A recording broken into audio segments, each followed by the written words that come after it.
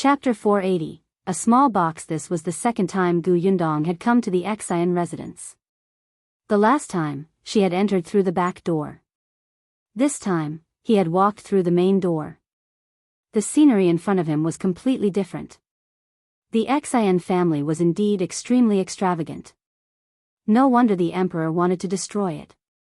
As she admired the surrounding scenery, she spoke to Xulin. Some people have black hearts. When they want me to help them, their attitude is so kind. They say that after everything is over, they will let me choose whatever I want. In the end, after using me, they turn around and pretend not to know me. They even say that I didn't make a sound and they didn't recognize me.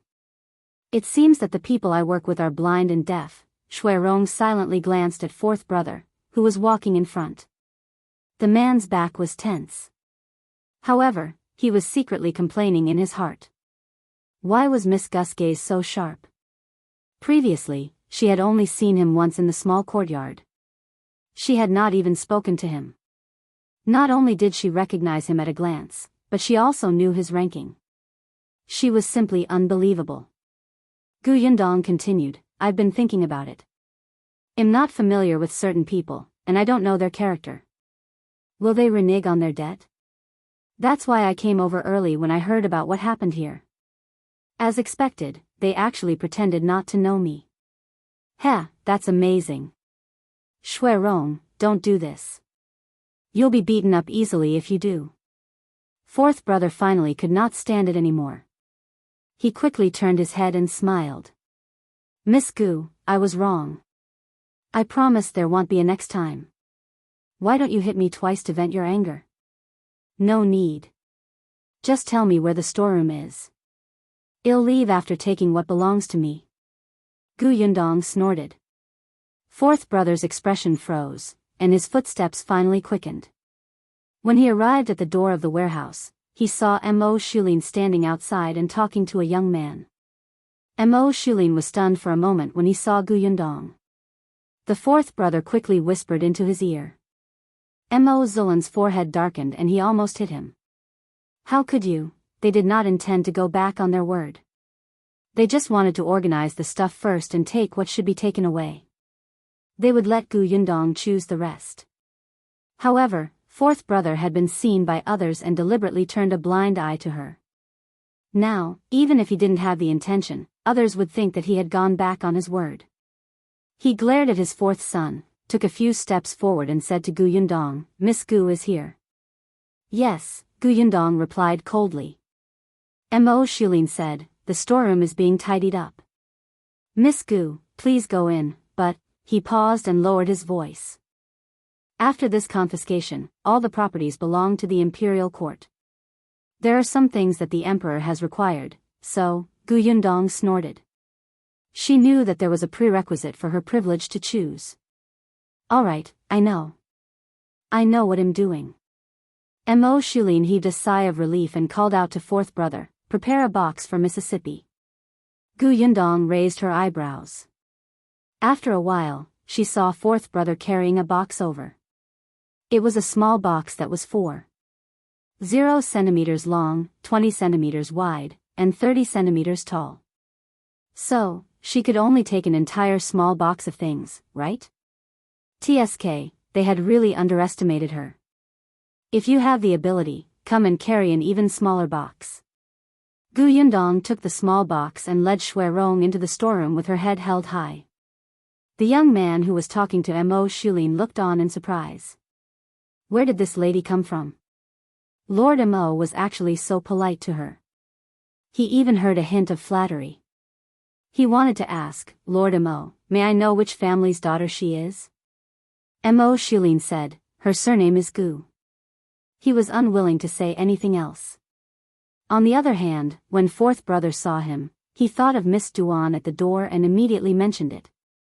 Duan Xian had a headache. He apologized to Xulin and hurried to the door. Chapter 481. Looking at Yundong in a new light. When Yundong entered the storeroom, he realized that many people were registering the things in the storeroom. They were stunned when they saw her enter. It was Xulin who came in later and asked everyone to leave first. Only then did everyone leave the storeroom with a puzzled expression. Mo Xulin said, "Miss Gu, take a look. What do you like?" As he spoke, he pointed at 2 large boxes not far away. "You can't touch the things inside." Gu Yundong expressed that she understood. That was what the emperor wanted. She understood. She walked forward. There was a lot of gold, silver, jewelry, antiques, calligraphy, and expensive jade artifacts in the warehouse of the Xulin family. These things were all placed in large boxes that were piled up in the huge warehouse. Gu Yundong's eyes lit up when she walked closer. Her eyes were sparkling, and she wished she could throw herself at the glittering money. The Xulin family was simply too rich. They were simply so rich that it made people want to scream. Mo Xulin was so stingy that he only gave her a small box even though there were so many things.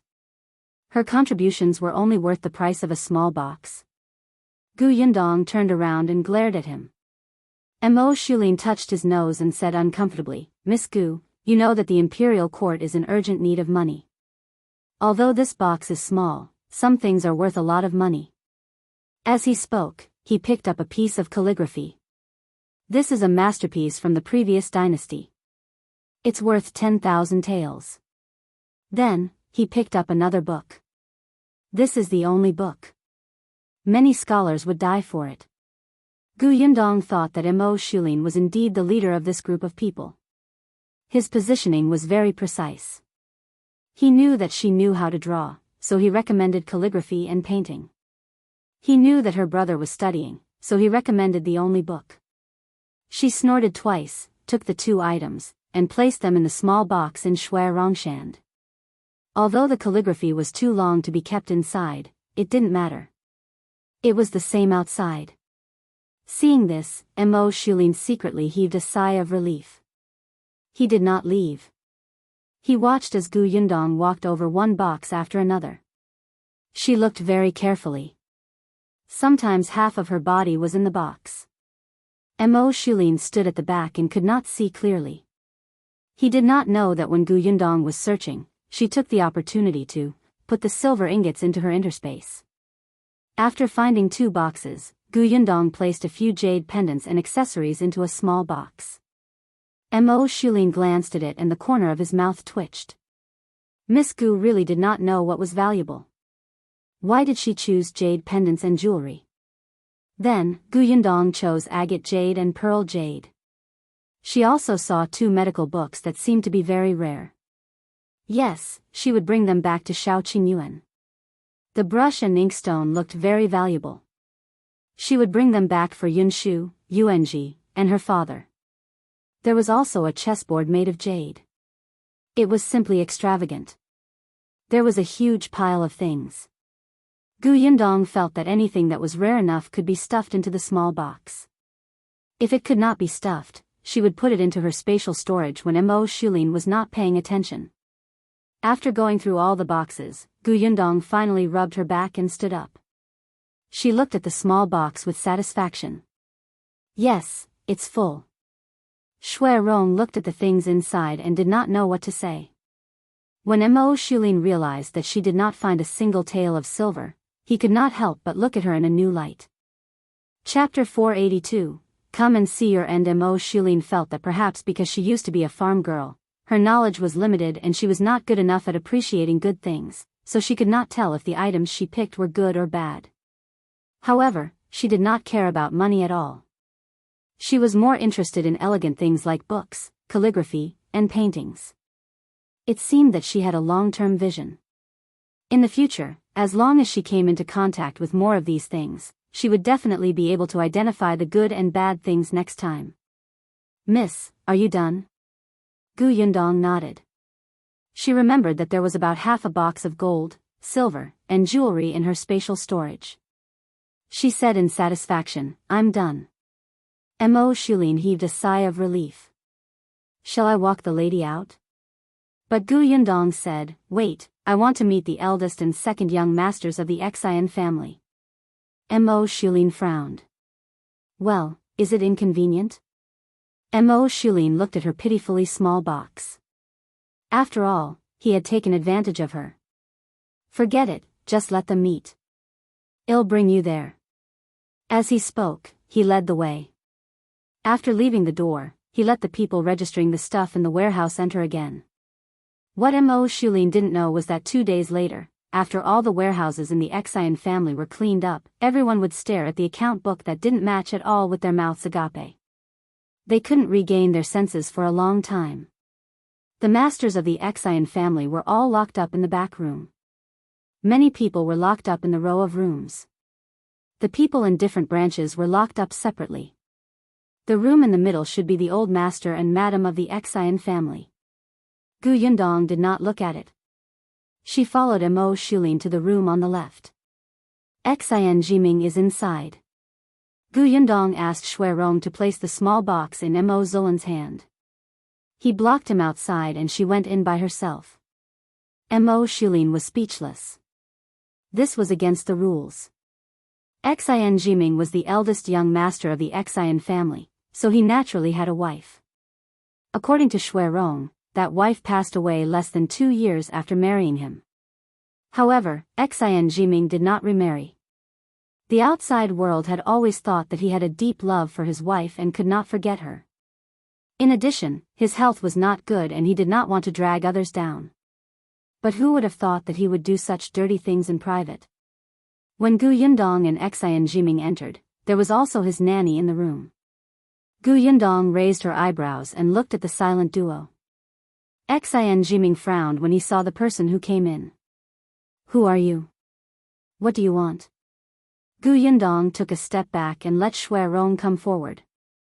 Xuerong looked at the two of them with hatred in his eyes, as if it would not be an exaggeration to cut them into pieces. He finally felt much better when he saw them tied up and unable to move. Ximing did not know him. Even though the guy had served him for a long time, he had never taken Xuerong seriously. On the other hand, the nanny took a closer look at Xuerong and suddenly reacted. Xuerong. It's you? Ximing was confused. Who is it? He used to be a servant in the courtyard. He was one of the people who were sold 3 months ago. Ximing was enlightened. He looked at Xuerong and asked, "Why are you here?" After a pause, he seemed to have thought of something and smiled. "You're very nostalgic. You've come to see your former master." Pfft, Xuerong could not help but sneer. "That's right. I'm here to see what kind of outcome you lunatics have become." Ximing and the nanny's expressions changed at the same time. "What did you say?" Chapter 483, Xulin's envy. Xuerong smiled. "If you remember selling a group of servants 3 months ago, then you should also remember the 2 maidservants who were killed at that time. One of them," he took a deep breath and his eyes turned ruthless, "was my sister." The 2 of them were stunned. They looked at Xuerong warily. Xuerong had already walked up to them and said maliciously, "Do you know why the Xulin family lost so quickly? It's because before my sister died, she saw 2 letters in young master's room. When you were searching for her, she was hiding under the bed. She heard your conversation clearly." Ximing and the nanny's faces immediately turned pale. So that was what happened. It was actually that little girl who tricked them and exposed the place where they usually placed important letters. It was actually the dead little girl. Xuerong was delighted to see their expressions. "Go to hell and apologize to my sister. Apologize and repent for those who were killed by you. It's not in vain for you to live in this world." Ha ha ha. He laughed until tears came out. Yundong turned to look at him. However, Ximing seemed to have finally come back to his senses. He rushed towards Xuerong with bloodshot eyes. Yundong raised her leg and kicked him back. Ximing's body was not in good condition. The moment he fell to the ground, he started coughing violently. Seeing that he was coughing up blood, Xuerong finally wiped his face and turned to Yundong. "Miss, let's go." "Yeah." The 2 of them no longer looked at the dejected nanny and Ximing, who was still unable to get up. When they walked out of the door, they felt that the entire sky was bright. It was as if the previous storm was an illusion. After exiting the room, Xulin glanced at the two people inside and gave a look to the soldier on guard at the side, telling him to go and see Xulin Jiming. At the very least, before the man was dragged away to be beheaded, he did not want the man to die. When he saw the soldier run in, he turned around again. He had wanted to say something to Yundong. Unexpectedly, when he turned around, he saw Xulin kneeling on the ground with a bang and kowtowing 3 times to Yundong. "Thank you, miss." Yundong was also shocked by him. She quickly smiled and helped him up. "For what? If it weren't for you, we wouldn't have found the evidence so quickly." As she spoke, she turned around and took out a jade pendant from the small box Xulin was holding. She handed it over. "I don't know how much this is worth, but it's definitely not ordinary if it's placed in the Xulin family's warehouse. Take it as a reward." Xulin stared blankly at the jade pendant that was stuffed into his hand. It took him a while to react. He hurriedly wanted to return it to her, but Yundong glared at him fiercely. Xulin fell silent and could only accept it carefully. His heart was filled with sourness and warmth. This was a feeling he had never felt in all his years in the Xulin residence. Unfortunately, his sister did not have such good fortune and did not meet such a good master. Xulin wiped the corners of his eyes and hurriedly followed Yundong. He did not notice that Xulin, who was carrying a small box behind him, was looking at him with envy. Yundong had already gone to the house on the right, where the second young master of the Xulin family, Xulin, was locked up. When the door was opened, there was a commotion inside. A few sharp screams instantly came. Chapter 484. Yundong beat someone. Yundong felt as if her eardrums were about to burst, and she stopped in her tracks. When the screams stopped, she looked inside. Compared to the two people in the eldest young master's room, this room was much livelier. There was not only second young master Xulin, but also his wife, who was the daughter of the prefecture magistrate, and the concubine with the same name as hers. There were also the mother of the concubine, Xulin 2 maids, and 3 other concubines. Yundong had heard from Xulin that Xulin was lecherous, so there were many beauties in the backyard. However, not many were taken in as concubines. After all, there was a wife there. Initially, there were more than a few concubines. However, there were endless open and hidden conflicts in the backyard. Once they were no longer liked by Xulin, these concubines would not end well. Therefore, the remaining concubines were all successful people left behind after the house fights. However, the strange thing was that the 2 young masters of the Xulin family had yet to have a child. It was understandable for the eldest young master. His wife had died early and his health was not good. However, not only did the second young master have a young and beautiful wife, but he also had concubines who were as beautiful as flowers. None of them had given birth to a child for him. It was probably because he had done too much evil. Yundong shook her head and sighed as she walked towards them. Xulin narrowed his eyes and took a closer look at Yundong. Perhaps out of habit, his eyes lit up when he saw a young and beautiful girl walking over. He even swallowed his saliva unconsciously. Yundong was disgusted by his gaze. He was already a prisoner, yet he still had a lustful heart. She stepped forward and punched him hard in the eye. "Ah!" Xulin cried out in pain. The women beside him all looked at Yundong in shock. "What are you doing? Who are you? Who are you to hit my husband? Do you know who I am?" Judging from her tone, she should be Xulin's wife. Yundong turned to look at her and smiled. "What a show-off. Who are you?" "Oh, I know. Are you the daughter of the prefecture magistrate?" "Poor thing. The prefecture magistrate has been arrested too."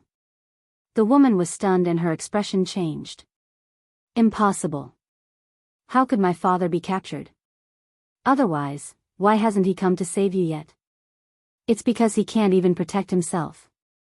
This time, not only did the woman's expression turn ugly, but the others were also stunned.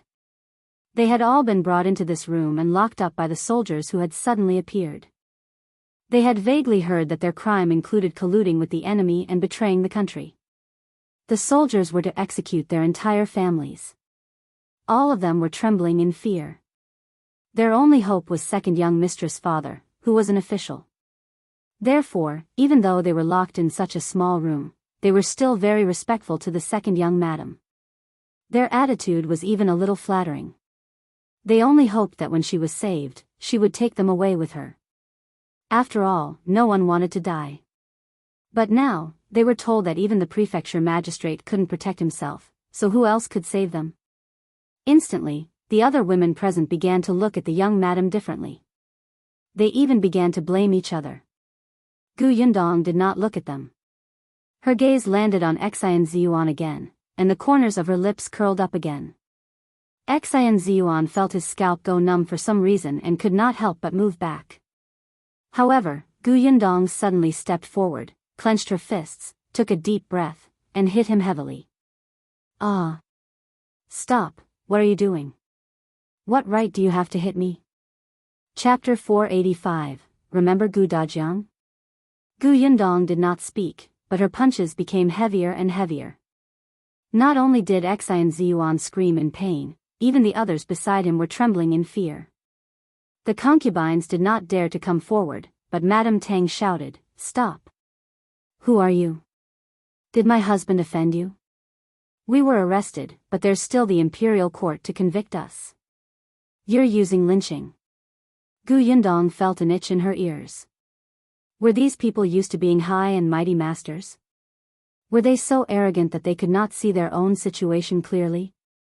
No one made a sound. Only she was still in the limelight. Yundong finally stopped and narrowed her eyes to look in that direction. Madame Tang trembled under her cold gaze and had a bad feeling. Yundong lifted her leg and kicked Xulin. Then, she left him and walked towards Madame Tang step by step. What are you doing? Madame Tang was a little afraid now. She sat on the ground and moved back. Yundong bent down and slapped her face. Madame Tang widened her eyes in shock. "You," Yundong smiled and slapped her again. Ah, another slap. Yundong looked at her well-proportioned red and swollen face and smiled in satisfaction. "How beautiful. You don't even have to put on rouge. Thank me properly."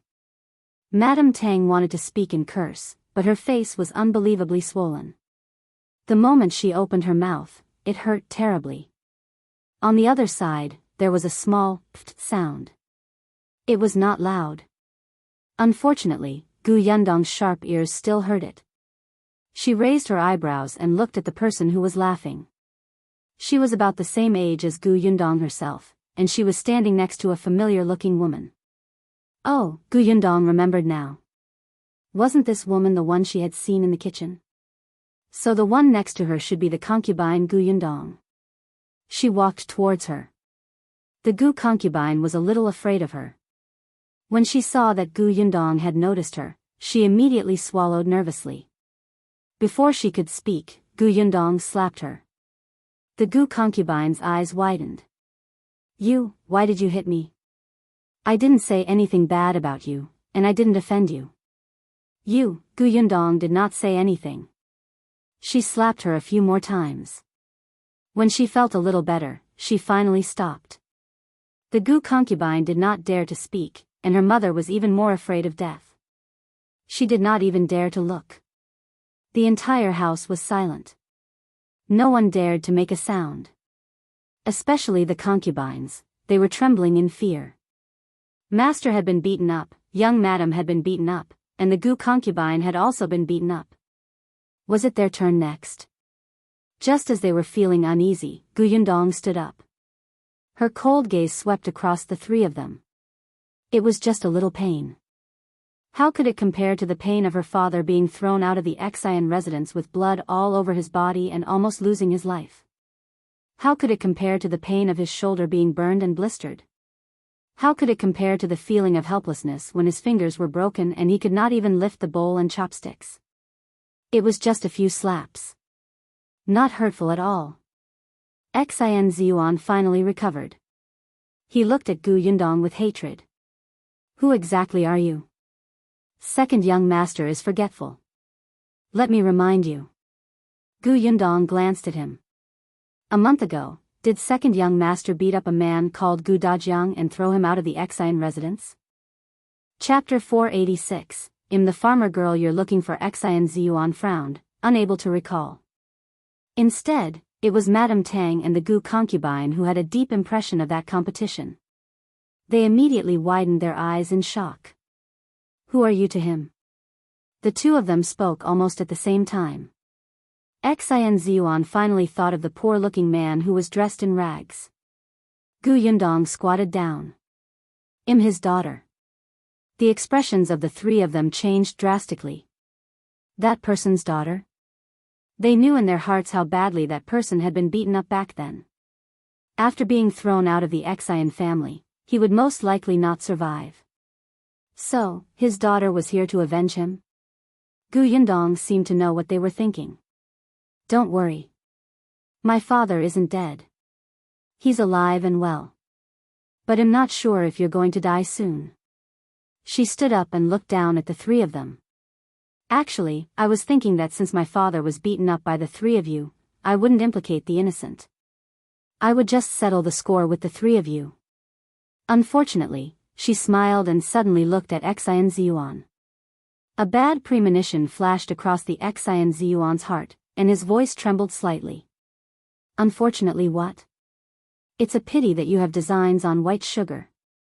Gu Yundong raised her eyebrows. Didn't you want to go to the Shuana prefecture to find the farmer who made white sugar and force them to hand over the formula so that you can use it to earn money?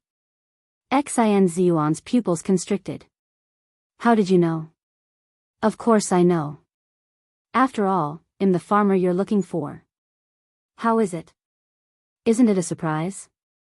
Xin Ziyuan looked at her as if he had seen a ghost. His mind was in a mess. This person was the sugar producer.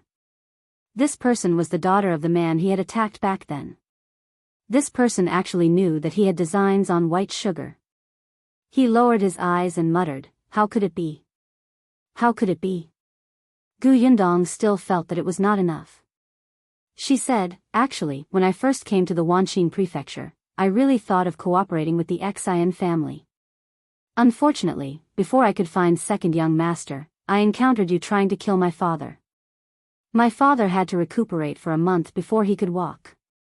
I have to settle this score with you no matter what, right? I didn't expect that when I was thinking of a way to deal with you, you still didn't think that you had done enough evil and wanted to find the person who made white sugar. Then I really can't let you off. Look, this is probably what they mean by karma, right? If you had treated my father better and been more polite back then, you might not have ended up like this. Xin Ziyuan's face turned pale. So, everything was because they had attacked that man? After Gu Yundong finished speaking, her hand was still itchy and she wanted to hit them again. However, Xulin finally pushed open the door and entered. That's enough. Anyway, they won't have a good ending. Gu Yundong glanced at him before walking out of the door. To be honest, her hand still hurt a little, but it felt good to hit others with her hand. Before the door could close, the house was already in chaos. Hearing Xulin's words, which seemed to be a death sentence, and hearing Gu Yundong's words, which explained that the source of everything was actually the competition between the Tang and Gu concubines, the other concubines who had been implicated could not help but pounce on them one by one and bite and kick them. Bitch, it's all your fault. If you want to fight, then fight. Why torture an outsider whose identity you didn't even know? We're dead because of you. Chapter 487, satisfied. Gu Yundong looked at him and shrugged. See? Even if I don't do anything, they'll be beaten half to death. Xulin had a headache. He signaled for the people at the door to hold them back. Seriously, they could still fight so fiercely even with their hands and feet tied. What surprised him was actually the mother of the Gu concubine. She was actually hitting the Gu concubine most fiercely. She kicked and scolded, "You jinx, I'm really unlucky to have you. I'll die with you." As she spoke, she shouted towards the soldiers who rushed over, "Sir, I'm not from the Xulin family. My daughter is only a concubine. I'm not even a proper relative of the Xulin family. Let me go." No one paid attention to her. Xulin had already closed the door.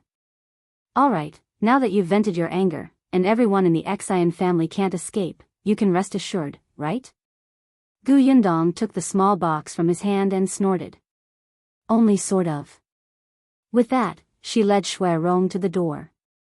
After leaving the door, she saw the Duan siblings talking. When they saw her, they were both stunned. After Yundong left, Miss Duan asked, "Who is that girl? Why can she enter?" Lord Mo only said that her surname is Gu. "I don't know anything else. She shouldn't be from Wanqing Prefecture." Duan Xian said, "But Lord Mo treats her very well. I'm afraid we can't offend her. When we meet in the future, it's better to befriend her." "I see." Duan Wan nodded. The Duan family was in business, so their interests were naturally very important. They knew what was beneficial to them. Yundong carried the small box back to the inn. It was already noon. There were people everywhere in the lobby of the inn. As soon as they walked in, they heard about the prefecture magistrate and the Xulin family. Everyone was discussing. Some of them were well informed and even said that there was a huge commotion in the capital. It was even more bloody than in Wanqing Prefecture. Yundong let it go and went upstairs with Rong. When she reached the door, she saw Tong Shuitao welcoming her happily. She pushed Rong to the side and whispered into Yundong's ear, "Miss, Master has been sitting in the room for a long time. He won't listen to me even if I persuade him to lie down." Yundong nodded. She pushed the door open and saw Dajiang sitting there with a frown. No one knew what he was thinking. She sat opposite him with a smile. "Father, have you eaten lunch?" When Dajiang saw her, he could finally ask the question that had been accumulating in his heart for a long time. "Yundong, there are rumors everywhere that the Xulin residence has been confiscated. Is that true?" "Of course it is." "Then, this matter, father wants to ask me if I'm involved in this matter." Dajiang hesitated for a moment before nodding. He felt that it was a little surreal. If his daughter got involved, the other party was the Xulin family. No one in the entire Wanqing Prefecture dared to offend the Xulin family. How could his daughter get involved with a 100-year-old family that even the Duan family had to retreat from? However, if his daughter was not involved, then during this period of time, Yundong had been too busy. Occasionally, when she mentioned the Xulin family, she would look as if the other party was about to be finished. Yesterday, she even said that a storm was coming. All of this indicated that Yundong might know something. Not only did she know, but she had also done something. Dajiang thought of the angry and suppressed expression on Yundong's face when she found out that he had been beaten half to death by the second young master of the Xulin family. "So, you got involved?" Chapter 488, Strange Paper Appears. "Yes, I'm involved." The dust had settled, so she didn't have to hide it anymore. Dajiang's eyes widened. "It was really? Then, how much did you get involved in?" Seeing his conflicted expression, Yundong could not help but laugh. "More or less. It's the most crucial step." "Which step?" "Father should already know that Rong came from the Xulin family, right?" Yundong told him about how Rong's sister had accidentally found out about the evidence of the Xulin family's crimes. She did not go into too much detail. Anyway, the charges against the Xulin family would be out soon. His father would understand. On the other hand, Tong Shuitao finally understood why Rong had been following Mississippi. It turned out that he had gone to do something big. She had misunderstood him. Thinking of this, Tong Shuitao looked at him apologetically. Seeing that he was still holding a heavy small box, she quickly went to take it to relieve his burden. Unexpectedly, Rong turned his body and moved the box to the other side, not letting her touch it. "Tong Shuitao, get lost." Dajiang was shocked when he heard that. It turned out that this was so complicated. Shui Rong had such a tragic history. The eldest young master of the Xulin family was simply a beast. Dajiang admitted that he had seen many such crazy things on his way to escape, but when he heard this story, he was still so angry that his entire body trembled. It took him a while to calm down. Fortunately, evil had its retribution. He looked at Shui Rong and said, "Now that you've taken revenge, you can stay at our house in peace in the future. Our family is different from the Xulin family. We won't do such a crazy thing." "Yes, my lord." When Dajiang looked at Yundong again, his face was filled with relief. As he watched, he couldn't help but laugh. Yundong's face darkened. "Father, what are you laughing at?" "Father just thinks that our Yundong is a very outstanding person. That's for sure." As Yundong spoke, she asked Shui Rong to place the small box on the table. She pushed it in front of Dajiang. In the face of his puzzled expression, Yundong smiled slyly. "This is the reward they gave me. Father, would you take a look?" Dajiang opened the box suspiciously. The next moment, he was stunned. He looked at the contents of the small box in disbelief. He felt as if his eyes were about to be blinded. Yundong took out a book from inside. "I heard that this is the only copy. Father, take a look." Dajiang suddenly came back to his senses. His gaze landed on the book, and his fingers couldn't help but tremble when he saw the words on it. He wiped the sweat from his palms excitedly and took the book. Then, he carefully opened it. After reading a few pages, he cherished it and closed it again. "This is worth 1,000 gold coins." His gaze fell on the small box again, and his expression gradually became solemn. "Yundong, keep these things well. They'll be your dowry in the future." Yundong laughed. "What dowry? I've picked it out for you." As she spoke, she began to take things out. "Look, this brush, this inkstone, do you like them? And this jade pendant, if I put it on your belt in the future, you will definitely look grand. And this fan, the words on it seem to have been written by some calligraphy expert in the past. And this. What is this?" Yundong looked at the unfamiliar piece of paper that suddenly appeared in the small box. Chapter 489. We have a shop. She had personally placed everything in this small box. Yundong was very sure that she had not put a piece of paper in. She pulled the paper out suspiciously and opened it to take a look. "This is..." Dajiang also came over and said in surprise, "A contract." "Yes, a contract. Moreover, it was a contract for the transfer of a shop." Yundong looked at it once, then lowered her head to look in the box. As expected, she found a key. Yundong laughed as she held the contract in one hand and the key in the other. "It seems that Xulin put it in this box. Perhaps he feels that he owes it to me." Thinking of the thousands of taels of silver in her spatial storage, Yundong instantly felt a little guilty. However, the guilt was quickly sent flying. She held the contract and asked Dajiang, "Father, do you want to take a look?" Dajiang was a little excited. He read the contract again and again. "This shop belongs to our family?" "Yes." "Let's go take a look." Dajiang stood up. Perhaps because the movement was too big, it pulled at his wound and he immediately gritted his teeth. Yundong quickly reached out to help him up. "Father, why don't we go when you're better?" "No need, no need." Dajiang waved his hand. After a while, he felt much better. Then, he smiled and said, "I'm fine. I'm much better. It's just that I rose too suddenly just now. Doctor, you also said that after lying down for a month, I can go out for a walk." "Alright, let's go over and take a look. But we have to eat lunch first." Yundong had glanced at the address just now. It seemed to be on the same road as this inn, so it was not far. Shui Rong went down to get the waiter to serve the food. At this moment, the people downstairs had yet to disperse. Although they had eaten and drunk their fill, they were still discussing things. All of them were red in the face. When Yundong and the others came down, they saw someone talking loudly. The guy was so excited that he even danced.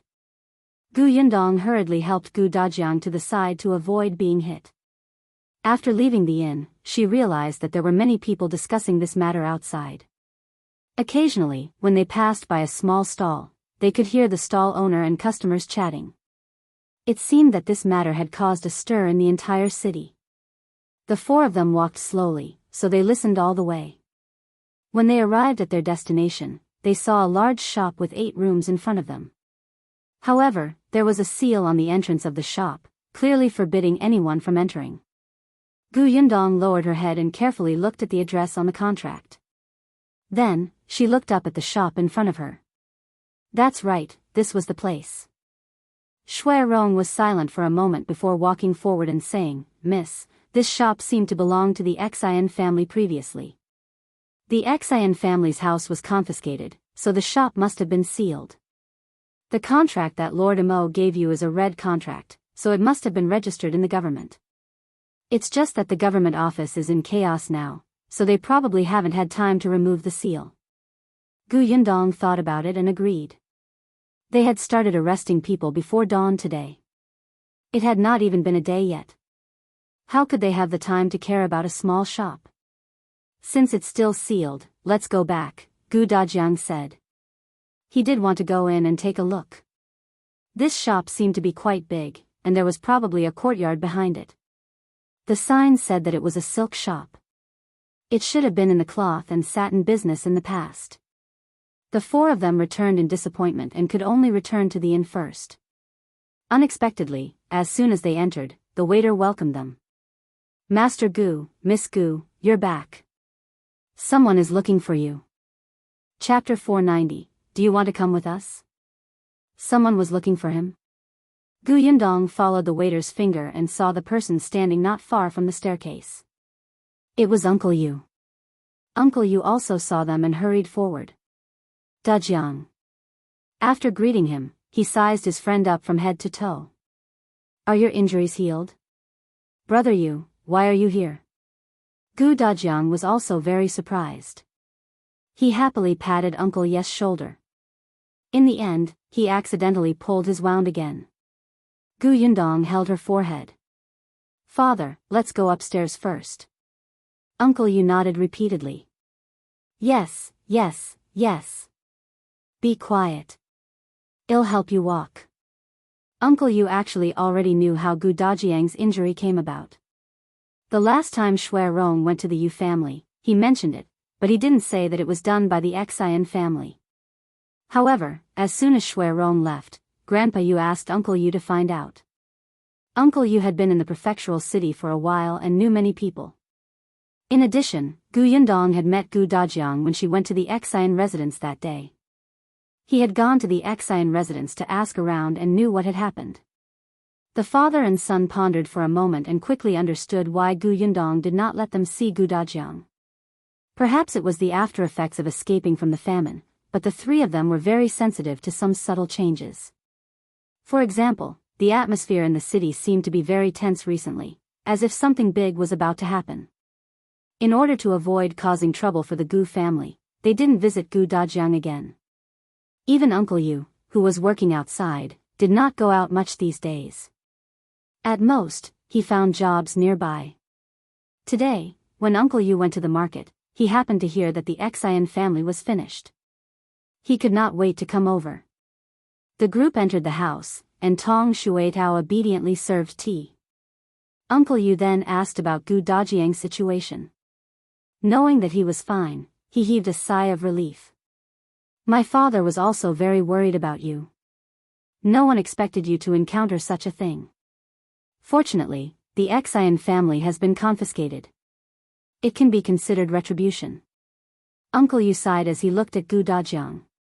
At this moment, Gu Dajiang was completely different from a month ago. It was as if he had become a different person. His face was no longer as gray as before, and his clothes were no longer tattered. Even his spirit was better, and he seemed to have gained weight. He even had a faint aura. He had studied before, and now, he looked more refined. Facing Gu Dajiang like this, Uncle Yu felt inexplicably ashamed and uncomfortable. He could not help but tug his hand and ask, "By the way, you've recovered. Are you planning to return to the Xuanhe prefecture?" "Yes, my wife, second son, and youngest daughter are all at home. I want to see them as soon as possible." "So, when do you plan to leave?" Gu Dajiang pointed at Gu Yundong. "You have to ask her. I feel that my injuries are almost healed. It's not a big problem to be careful on the way. However, Yundong said that I have to stay for half a month before she's willing to leave. She's afraid that I won't be able to take it on the way." There was some pride in his words. Gu Dajiang couldn't change the habit of showing off his child's filial piety in front of his friends. Gu Yundong laughed. "Father, don't mess around. Doctor Yu only allowed you to leave this inn today." As she spoke, she turned to look at Uncle Yu. "Uncle, actually, I have something to ask you." "Yes? What is it? Do you want to return to the Xuanhe prefecture with us?" Chapter 491, Going to the Yu family again. Uncle Yu was stunned. "To the Xuanhe prefecture?" "Yes, I was thinking that you cannot return to the village you were in now and you don't have any relatives in the prefectural city. My father has been under your care these few days. He's your friend and can't bear to part with you." Gu Dajiang nodded repeatedly. "Yes, why don't you come with us?" Gu Yundong continued, "Our Yongfu village is actually not bad. The village chief is also kind, and the villagers are very diligent and friendly. If you come, we can take care of each other. I have a workshop in the village and don't have enough manpower now. If you can come and help me, they'll be most at ease." Uncle Yes' fingers moved. Help her? She was clearly the one helping them.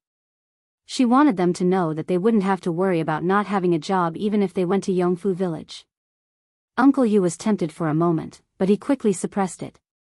He thought for a while before saying, "I have to go back and discuss it with my father and Xiao Jin." Xiao Jin was his son. Of course. Uncle Yu chatted with Gu Dajiang for a while more. After all, he had something on his mind and returned not long after. Gu Dajiang looked at his back and said to Gu Yundong, "It's unlikely that the Yu family will follow us back to Yongfu village." Gu Yundong was stunned. "Why?" "You'll find out in a day or two."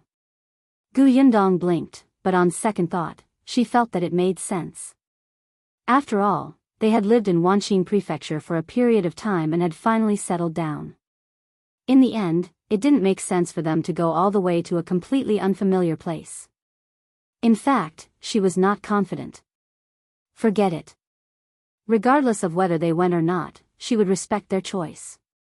2 days later, Gu Yundong and Gu Dajiang went to Uncle Yes' courtyard. When she passed by that road again, the hooligans who had caused her trouble were no longer there. However, many of the neighbors who lived there greeted Gu Dajiang curiously when they saw him. Especially when they saw 2 servants following behind him, they started whispering.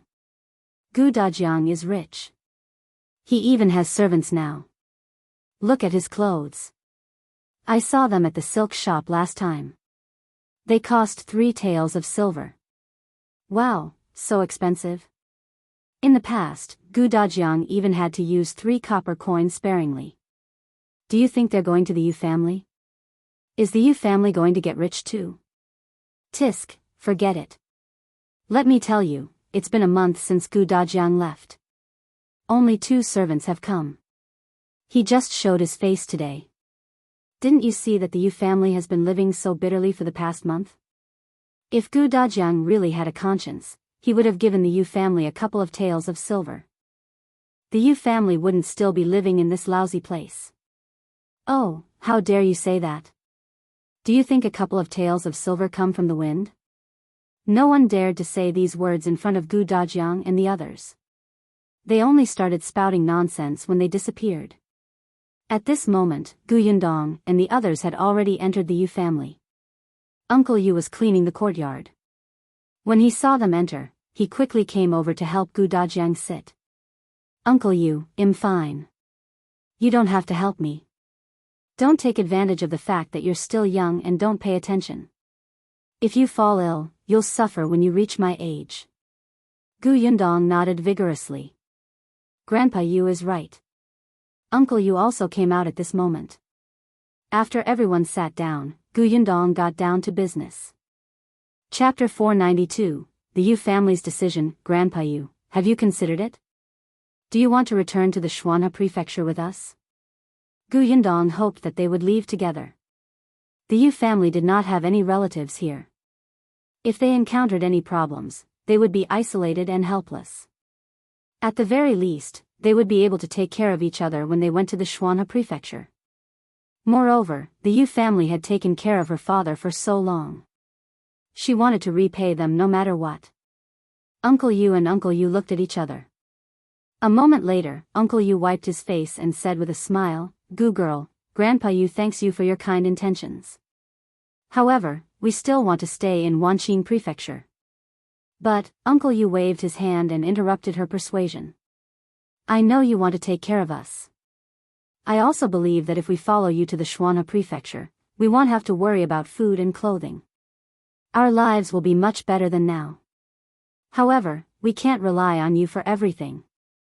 Yes, your father received our help a few months ago, but we only gave him a place to live.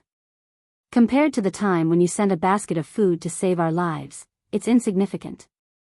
Gu Yundong said, the basket of sweet potatoes I gave you was because you informed us in advance so that we could avoid the chaos. In that case, you should be the ones who saved us first. Uncle Yu laughed out loud. All right. If you want to calculate it this way, you won't be able to finish it. He was in a good mood and did not regret helping this young lady at all. There was a cause and an effect. The old saying was indeed true. Uncle Yu smiled, but very quickly, his expression became serious again. Gu girl, actually, there's another important reason why we didn't go to the Xuanhe prefecture. As he spoke, his expression became a little sad. Back then, on the way to escape, my wife and my daughter-in-law didn't survive. Later, after we settled down in Wanqing prefecture, we moved their graves over and let them settle down. During the new year, we would visit them and burn something for them. If we went to the Xuanhe prefecture, it would be a long journey. It would be difficult to see them. As he spoke, he wiped his face. I'm already so old. I don't know how much longer I can live. When I'm free, I can still go and talk to my wife. Don't let no one visit them when the time comes. If the grass on the grave grows to half the height of a person and there's no one to take care of them, they'll be so sad. On the way to escape, they starved to death to give us a bite to eat. How can we leave them behind now? In the end, Uncle Yu could not help but tear up. Gu Yundong panicked and quickly handed him a handkerchief. Yes, Grandpa Yu is right. I didn't consider everything. It's my fault. Uncle Yu quickly stopped his tears and smiled when he heard her words. What's your fault? You're a good child. You want Grandpa Yu to live a good life, but Grandpa Yu has 3 grown sons. How can he let a little girl who hasn't reached adulthood take care of him? Uncle Yes' eyes were also red.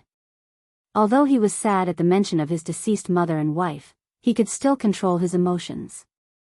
He only said with a slightly choked voice, That's right, Gu girl. Just take your father back in peace and don't worry about us.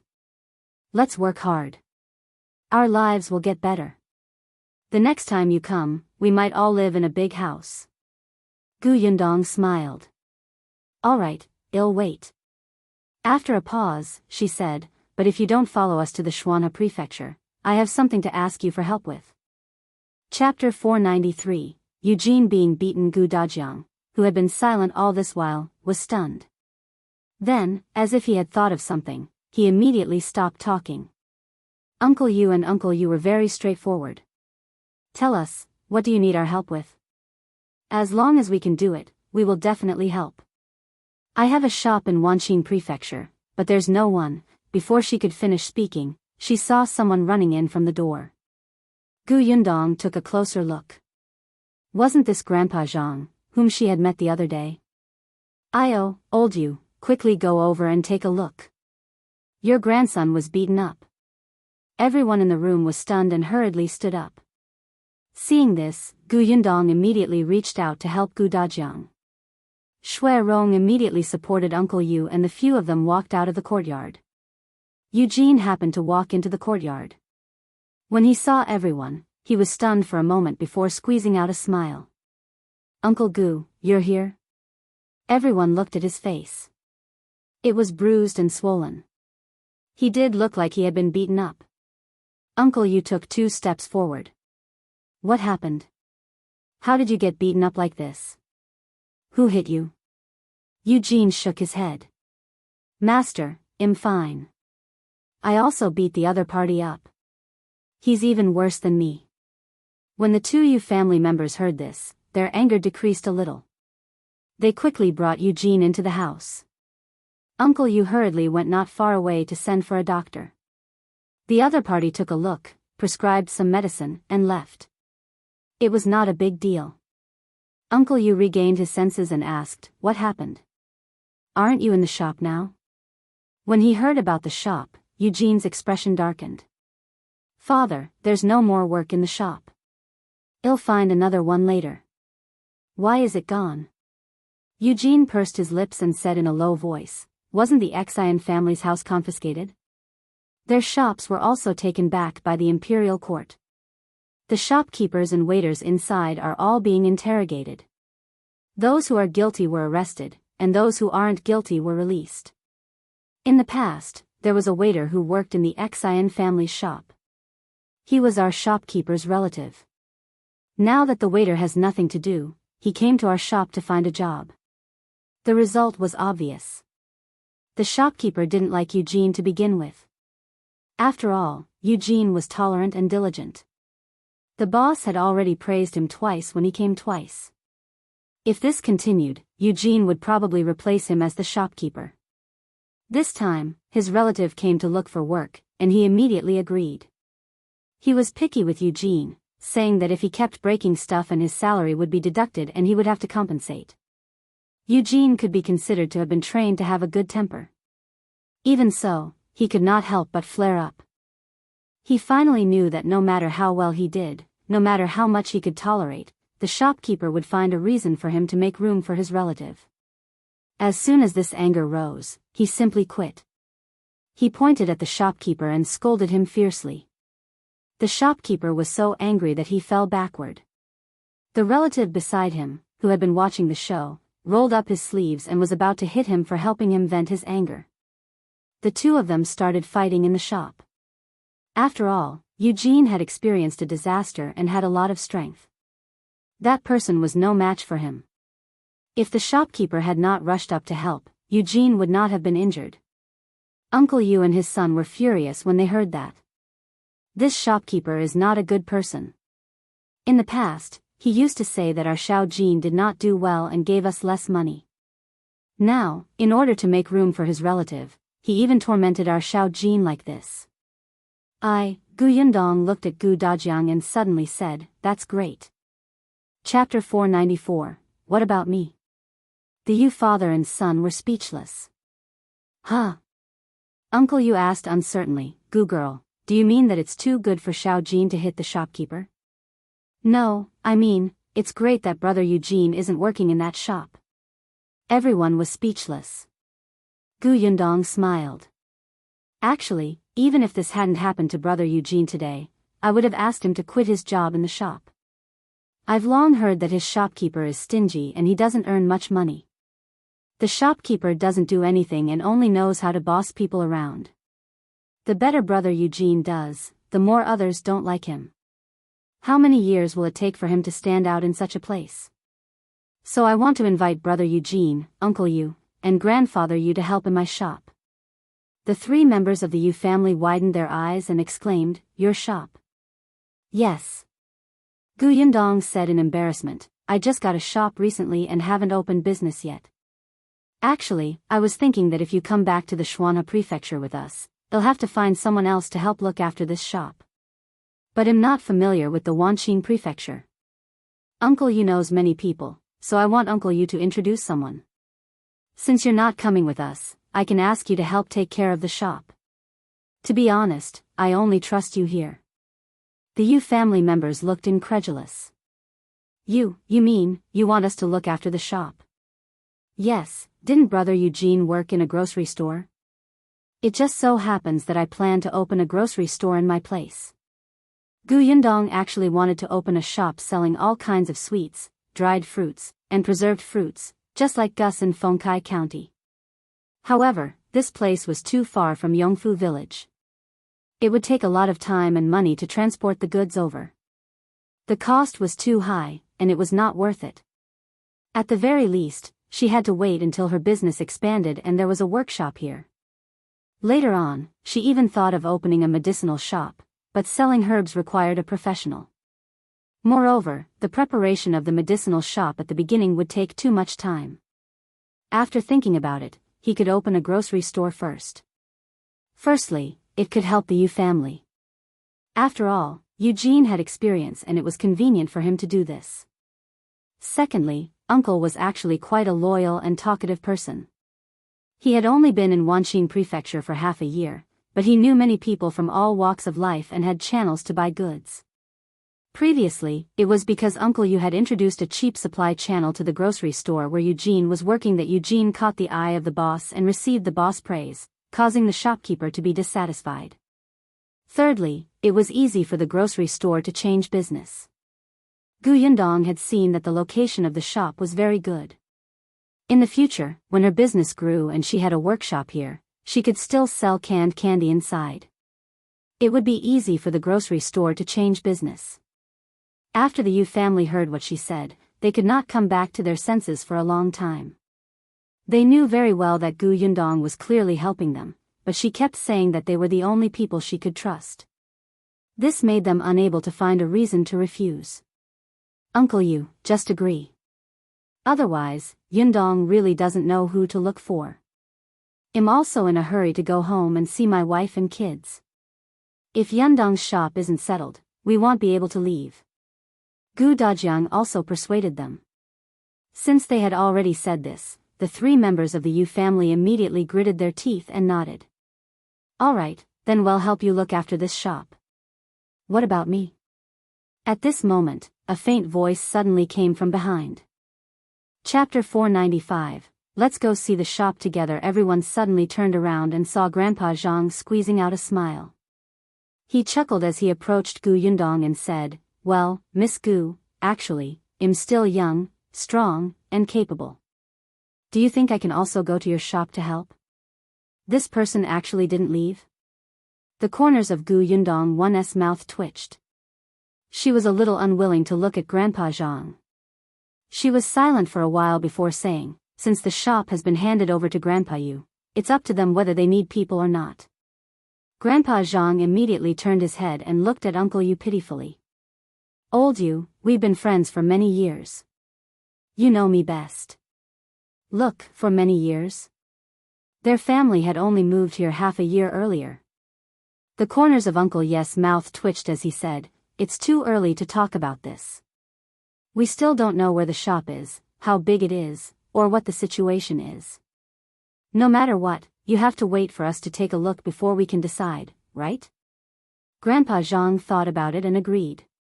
He quickly said, All right, then it's settled. If you lack people, you definitely have to look for me. I'm still young and strong. Uncle Yu was speechless. All right, go home first. We haven't discussed this matter yet. We have to take it slow. Although Grandpa Zhang still wanted to listen, he was afraid that the other party would get impatient and he would really not have a chance.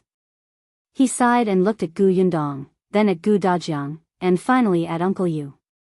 Finally, he left reluctantly. Everyone from the Yu family looked helpless. After he left and Eugene closed the courtyard door, Uncle Yu said, Old Zhang's mouth is mean, but he is a good person. However, he's old. If we really need to hire someone, his eldest son is diligent enough. Gu Dajiang nodded. Indeed. Brother Zhang is a good person and has a good memory.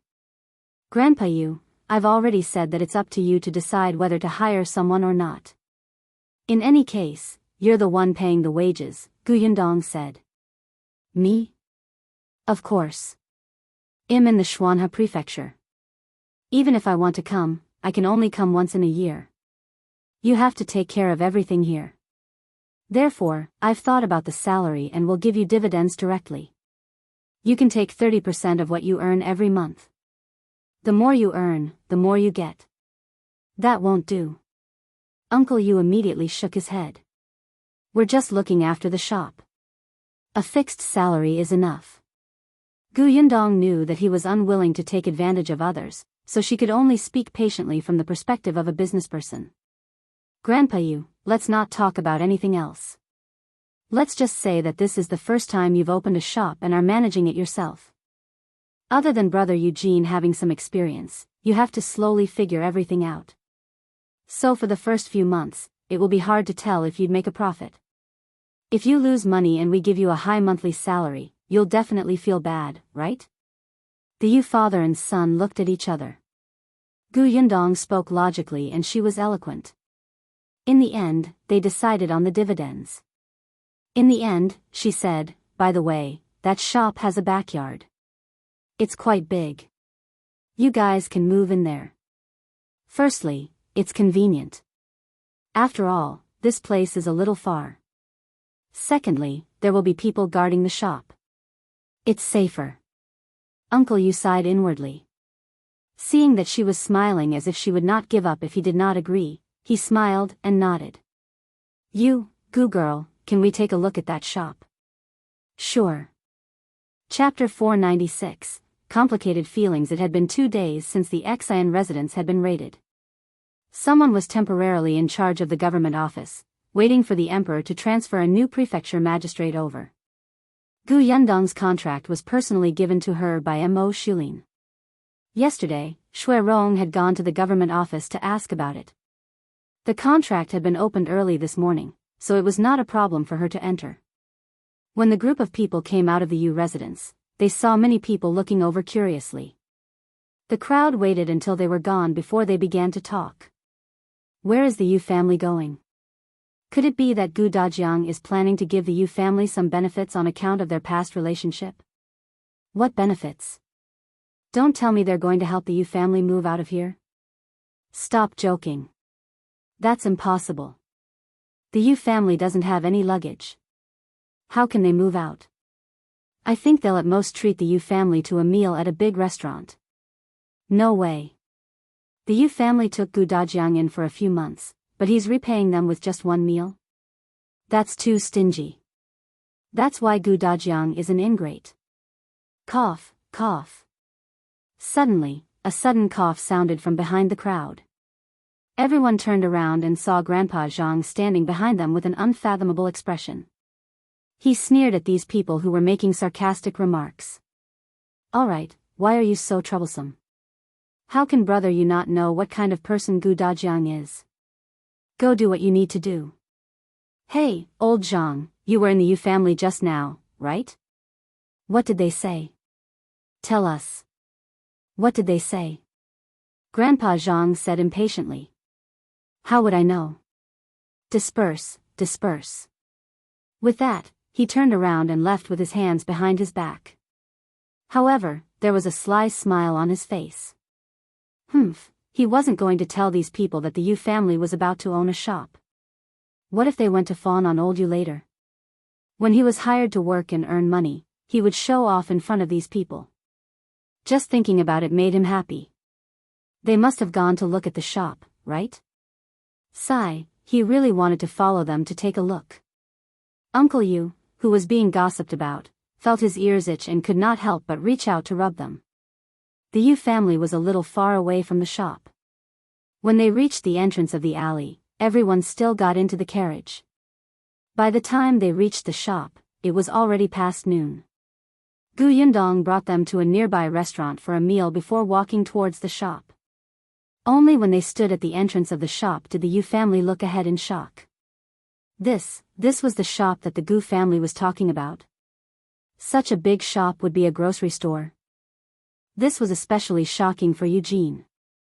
He had been working in the grocery store for more than half a year and more or less knew some things.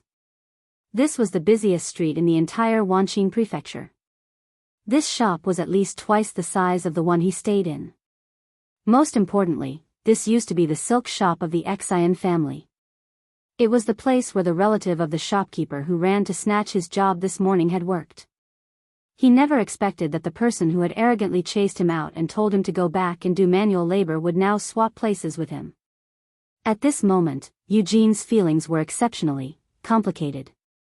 What made him feel even more complicated was that he knew very well that with such a shop in such a place, no matter what business he opened, as long as he did not seek death, he would not lose out even if he did not have experience. Eugene could not help but look at Yundong, who seemed to sense his gaze and met his hesitant expression. She guessed what he wanted to say and immediately blinked at him and shushed him. Chapter 497. All excited then, Yundong called for everyone to go inside. The shop used to be a silk shop, but everything inside had been emptied. Those were also the assets of the Xulin family. Naturally, they were taken away by the officials. However, there were still some fabrics that had been cut and left behind. They were still placed on the cabinet. Uncle Yu couldn't help but widen his mouth when he came in. Yundong, is this the shop you mentioned? Yes. It's huge. Yundong looked at the empty room in front of her and was very satisfied. At least, it was much better than her shop in Fengkai County. However, one was a county city and the other was a prefectural city. It was normal for there to be differences. This is the first time I've come in to take a look. It's indeed quite big. However, we're a grocery store. If we place a lot of things, it'll naturally be small. In fact, grocery stores occupied the most space. Just look at modern supermarkets. They sold everything. When there were a lot of items, the place would be instantly full. Let's go to the backyard. Yundong held Dajiang's hand. Dajiang was also very excited.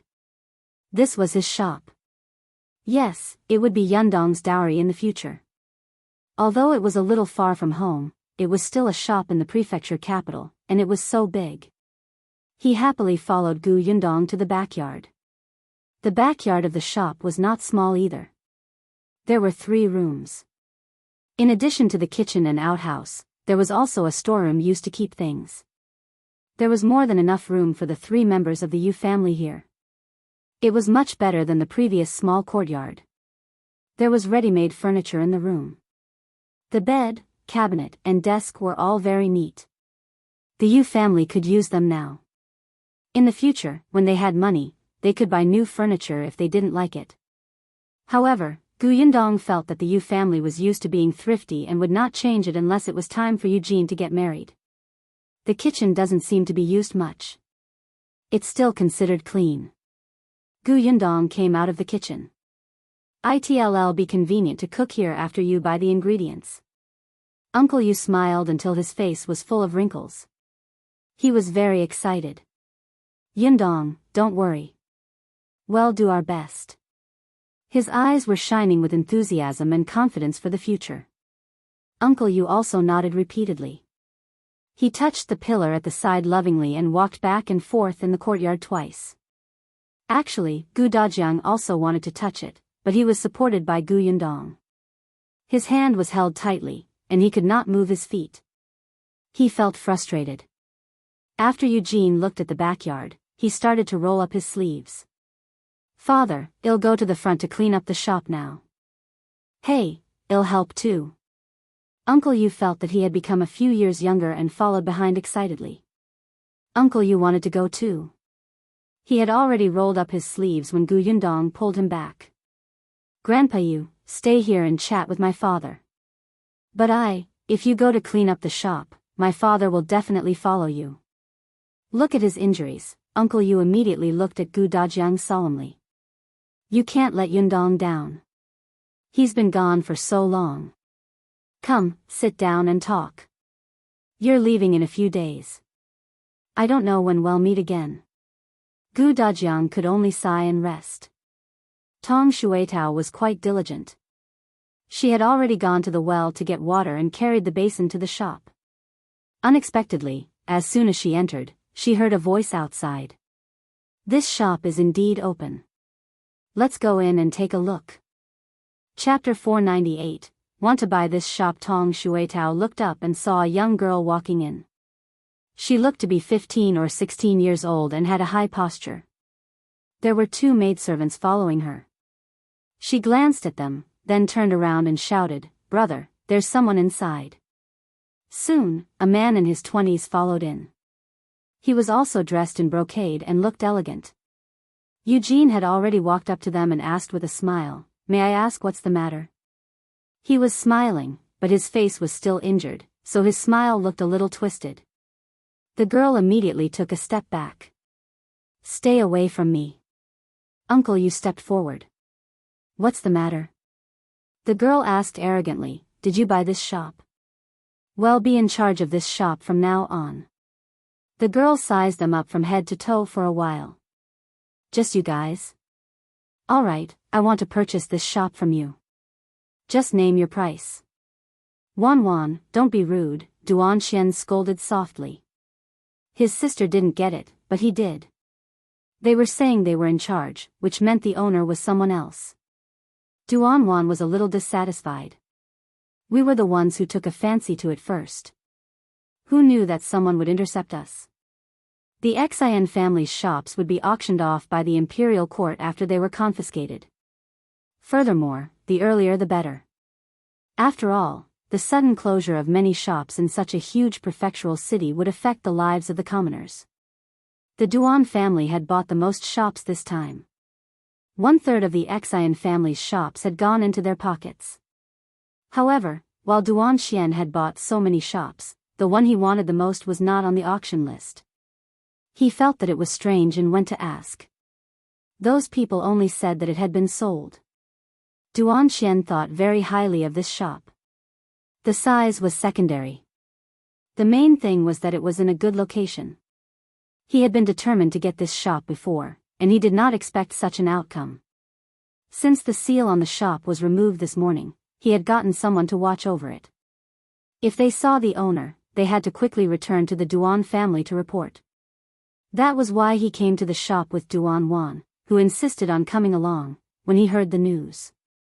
Seeing that the Yu father and son didn't look too good after hearing Duan Wan's words, he immediately pushed Duan Wan back and took a few steps forward.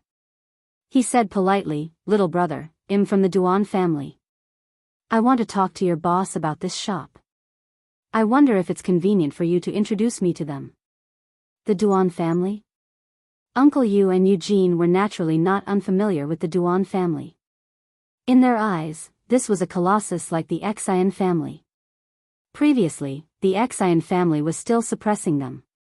Now that the entire Xulin family had been exterminated, there was no one in the Wanqing prefecture who could suppress the Duan family. The Duan family wanted to buy this shop. The 2 of them immediately became worried. This was not to be trifled with. Uncle Yu was about to go in to look for Gu Yundong, but Tong Shuitao had already turned around smartly and gone in. She didn't dare to let Gu Dajiang and Uncle Yu know.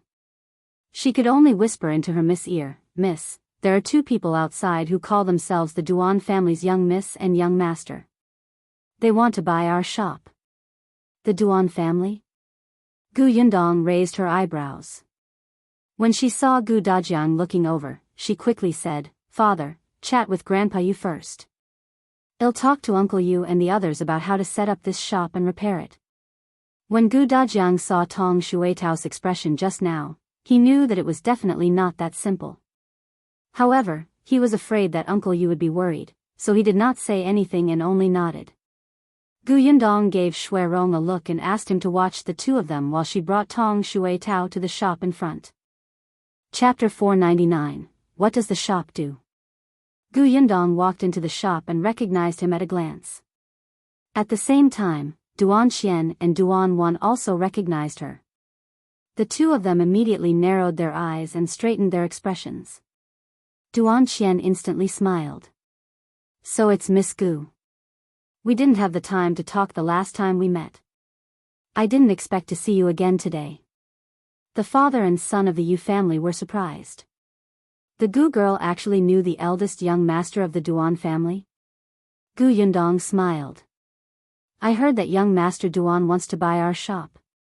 Duan Xian sighed inwardly. After seeing Gu Yundong, he knew that there was not much hope. Others might consider the Duan family's status and sell the shop to them if they were unwilling to offend the Duan family. But this Miss Gu. Actually, after Gu Yundong left that day, he had asked Mo Xulin about her background. Mo Xulin only said, "She's not a big shot. She doesn't have any background. However, I don't dare to offend her. Oh, and it's also because of her that your family can do this sugar business. So if you see her next time, stay away." Duan Xian had yet to recover from the shock of this girl being associated with the sugar business when he was stunned by Mo Xulin's incoherent words. Since she didn't have any background, why didn't he dare to offend her? If he had a sugar business because of her, why shouldn't he say thank you when he saw her? Instead, he had to stay far away. However, Mo Xulin did not say anything else. Others also kept their mouths shut even when he asked them. However, Duan Wan had told her that at the entrance of the Xulin residence that day, she had personally seen Miss Gu throw a stone at the back of the head of the fourth brother who was following Lord Mo. Not only was he not angry, he even invited her in with a smile. This series of actions was really confusing, but Duan Xian understood. Not only could he not offend this Miss Gu, but he should also try his best to befriend her. Hence, when he heard Gu Yundong's question, he said very gently, "Yes, we do have the intention to buy this shop. I wonder if Miss Gu has the intention to sell it. We can negotiate the price." Gu Yundong shook her head. "I don't intend to sell this shop. Besides, it was given to me by someone else. If I sell it, wouldn't I be letting them down?" Gu Yundong was telling the truth and did not hint anything. However, Duan Xian's expression changed slightly. Someone gave it to her? Who would dare to give away the shop that the imperial court had confiscated? It could only be the imperial court. Duan Xian instantly put away all his thoughts and changed the topic. "In that case, it seems that we can only look elsewhere." He looked helpless. He turned around and saw the Yu father and son. He then looked at the relatively neat shop and asked curiously, "Miss Gu, are you planning to open for business? What kind of business are you doing? If you need me, just tell me. The Duan family can still be of use in Wanqing Prefecture." Gu Yundong actually wanted to be on good terms with the Duan family, especially when Duan Xian's attitude was very friendly. After all, she was going to leave soon. If the three members of the Yu family opened a shop in such a prosperous area, they would easily be targeted if they did not have any backing. Young Master Duan came at the right time. Hence, Gu Yundong asked Tong Shui Tao to tidy up the tables and chairs. After inviting Duan Xian and Duan Wan to sit down, she said, "I do plan to tidy up and open for business." "Oh. Will you continue to sell satin and cloth, or tea and wine? Or maybe jewelry?" Chapter 500, Gu Yundong is not an ordinary person. Gu Yundong was silent. "Is that all you can think of?" She looked at Duan Xian and his sister, whose eyes were curious, and said, "It's going to be a grocery store." Duan Xian was speechless. The commotion on the street outside was a little loud, and he didn't seem to have heard her clearly. Duan Wan stood up directly. "What did you say? A grocery store? You're using such a good shop in such a good location as a grocery store?" Duan Xian suddenly reacted and pulled her. "Wan Wan, don't be rude." Duan Wan snorted angrily and suddenly turned her head away, not saying anything else. Gu Yundong laughed. "It's precisely because the location is good that it's used as a grocery store. I looked at the entire street. There are only 2 grocery stores, and they're small and incomprehensive. People need it urgently." Duan Xian thought for a moment. He had really not noticed this. The Duan family was mainly in the tea business. Of course, they had dabbled in other businesses, but he really didn't have a grocery store. As for whether it was convenient for shopping or not, with their status, they would not care. There were servants who would do it. Now that he heard Gu Yundong's words, it made sense. "Young Master Duan, are you looking down on my small grocery store?" Gu Yundong asked with a smile. Duan immediately shook his head. Of course not. It's just unexpected. Will young Master Duan still take care of our small grocery store? Huh, Miss Gu is too humble. No matter what, we've met twice. I'm thick-skinned enough to call myself your friend. Friends naturally take care of each other. Thank you very much. Gu Yundong then introduced the Yu father and son. These are Uncle Yu and Brother Eugene. They will manage this shop from now on. Uncle Yu, you heard what young Master Duan said. If you encounter any trouble in the future, feel free to look for him. We are friends. Duan, I didn't expect you to be so good at climbing up the ladder. The corners of Duan's mouth twitched. Couldn't this woman tell that he was just being polite? Uncle Yu was a little excited and nervous, and his palms were sweating. Although he had gotten used to it, he had never interacted with someone of Duan's status. Hello, young Master Duan. I'm Yu Yanghong. Please take care of me. Duan stood up. Manager Yu, you're too polite. He had heard that Lady Gu addressed the Yu father and son as uncle and brother. In other words, she did not treat them as ordinary subordinates. They had a deeper bond. He looked at Gu Yundong. Miss Gu, do you mean to leave Wanqing Prefecture? Yes, I'll leave after a while. I might come over occasionally in the future. The next time I come, I'll bring something for young Master Duan. Perhaps we can work together. Duan was stunned. She was indeed not from Wanqing Prefecture. However, he quickly became interested in the collaboration she mentioned. He wanted to know more, but Gu Yundong did not elaborate. The two of them exchanged a few polite words. Duan left a jade token and told Uncle Yu to look for him if anything happened. Then, he left. To be able to leave behind a jade token was already very sincere. Gu Yundong walked them out. Looking at their backs as they spoke at the door, Uncle Yu heaved a sigh of relief and said, no wonder the Gu girl could protect her mother and younger siblings all the way to the Xuanhe Prefecture in such a difficult environment. She even got a shop and servants in just half a year. This girl is not an ordinary person. Eugene nodded and looked down at the jade pendant in his hand. Father, this. Chapter 501, Shop Sections. Uncle Yu also took a look, then carefully put away the jade token. This jade token is a favor from the Duan family. It can only be used for a limited number of times. If we can solve the trouble, well, solve it ourselves. Unless we really have no choice, we won't look for the Duan family. Eugene understood, but the fighting spirit in his heart was getting higher and higher.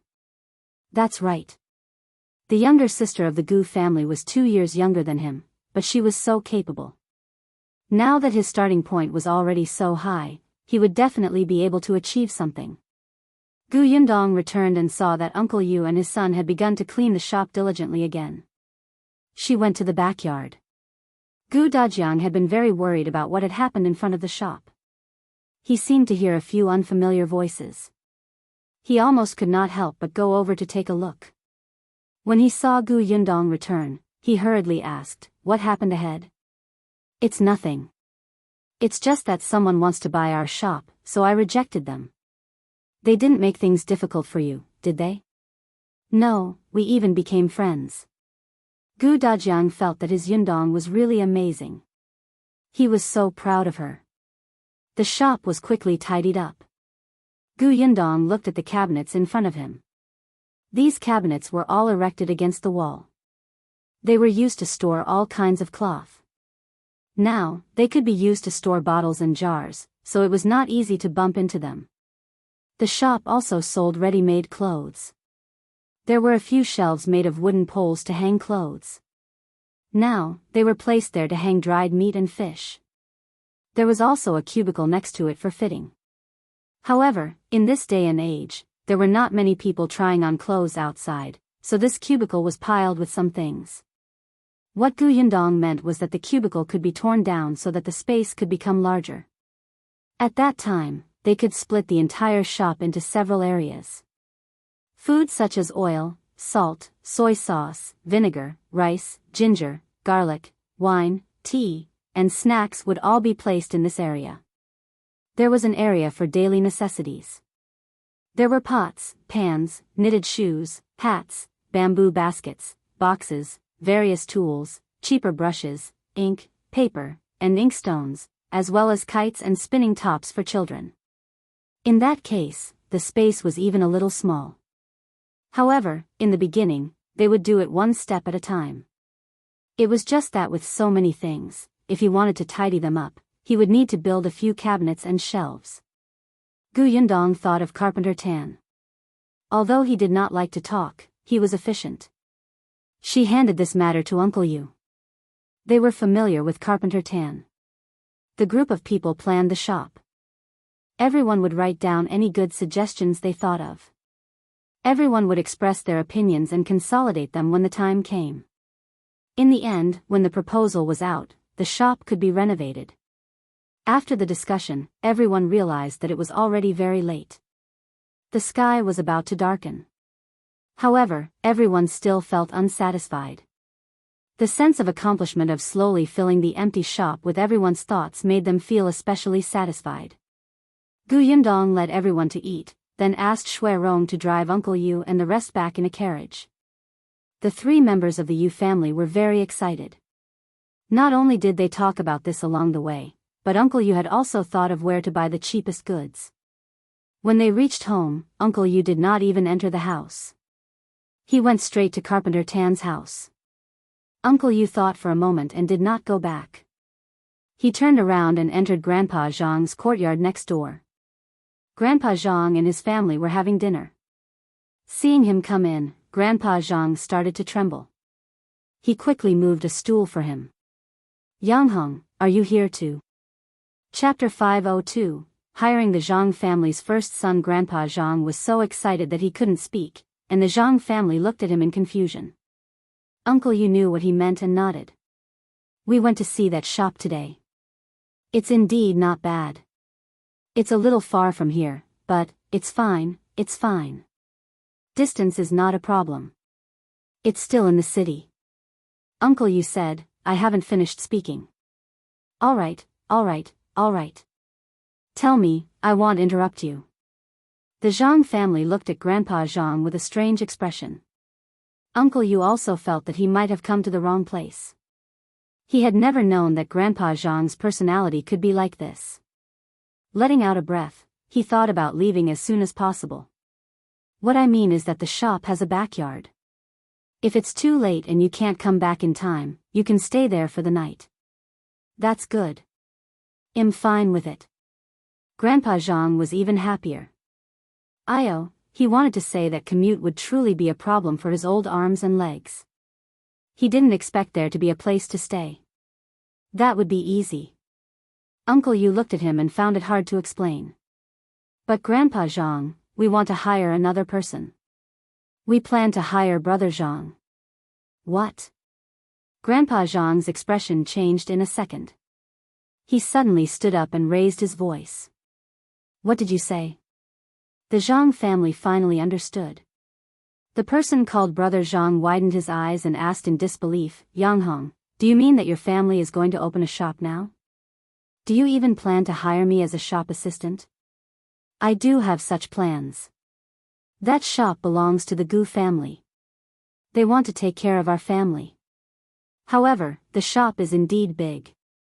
I know that Brother Zhang is diligent, honest, and tolerant. I thought that if you're willing, you can go to the shop to help. Brother Zhang's eyes lit up and he instantly straightened his back. I'm willing, of course I'm willing. The Zhang family completely understood and were immediately overjoyed, especially Brother Zhang's wife. When she heard that her man had found a stable job, her eyes turned red. The others were very envious, but they were also happy for him. If Brother Zhang worked in the shop, the entire family would benefit. Grandpa Zhang was the only one left. He snorted coldly and turned his back to everyone. He squatted on the ground and sulked. Uncle Yu didn't know whether to laugh or cry. Grandpa Zhang, we didn't mean to make things difficult for you. It's just that this job requires strength. I hired Brother Zhang to go elsewhere to collect the goods. There are many places to go every day. I know Grandpa Zhang is young and strong, but I'm afraid of exhausting you, right? Grandpa Zhang's wife couldn't help but kick his foot. Alright, don't you know how old you are? You're panting after taking a few steps. You still want to follow them everywhere? Aren't you afraid of falling sick from exhaustion? When the time comes, even if you earn money, you won't be able to live to enjoy it. Wake up, didn't the Yu family hire our first son? If you continue to have such a bad expression, what will happen to you if he loses the job? Grandpa Zhang immediately stood up from the ground. That won't do.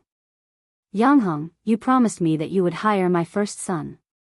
Of course. Only then did Grandpa Zhang become happy. Forget it. If his son went to do it, so be it. He could also show off to others. However, there was no time for him to show off. When Uncle Yu went to Carpenter Tan to talk about this, someone happened to come to look for Carpenter Tan to order something and heard Uncle Yes' words from beginning to end. The neighbors in this area instantly knew that Dajiang's family had opened a shop and handed it to the Yu family to manage. Chapter 503, Barraged. More importantly, this shop was located in the center of the prefectural city. It was the best location in the city. It was said that the shop was very big, the size of 2 grocery stores. Alright, everyone was in an uproar. Then, they swarmed towards the Yu family's house. They were so crowded at the door that they could fight. All of them used the best eloquence in their lives to recommend themselves desperately, wanting to work in that shop. Until Uncle Yu told everyone in a regretful tone that he had already hired the eldest son of the Zhang family next door. Everyone was stunned for a moment before they started scolding old Zhang. I wondered why he was hypocritically telling us not to spout nonsense this morning. Did he already know about it? That's right. Wasn't he at old Yes' house in the morning? He must have heard the entire process. I saw Yangheng go to old Zhang's house just now. Oh my, if I had known, would have stopped him. All of them instantly scolded the pretentious old man Zhang. Therefore, when he gathered his emotions and planned to go out to brag and tell everyone that his son had got a job, he was almost beaten up by his neighbors. When the 3 members of the Yu family heard the commotion outside, they all smiled and went to bed to rest.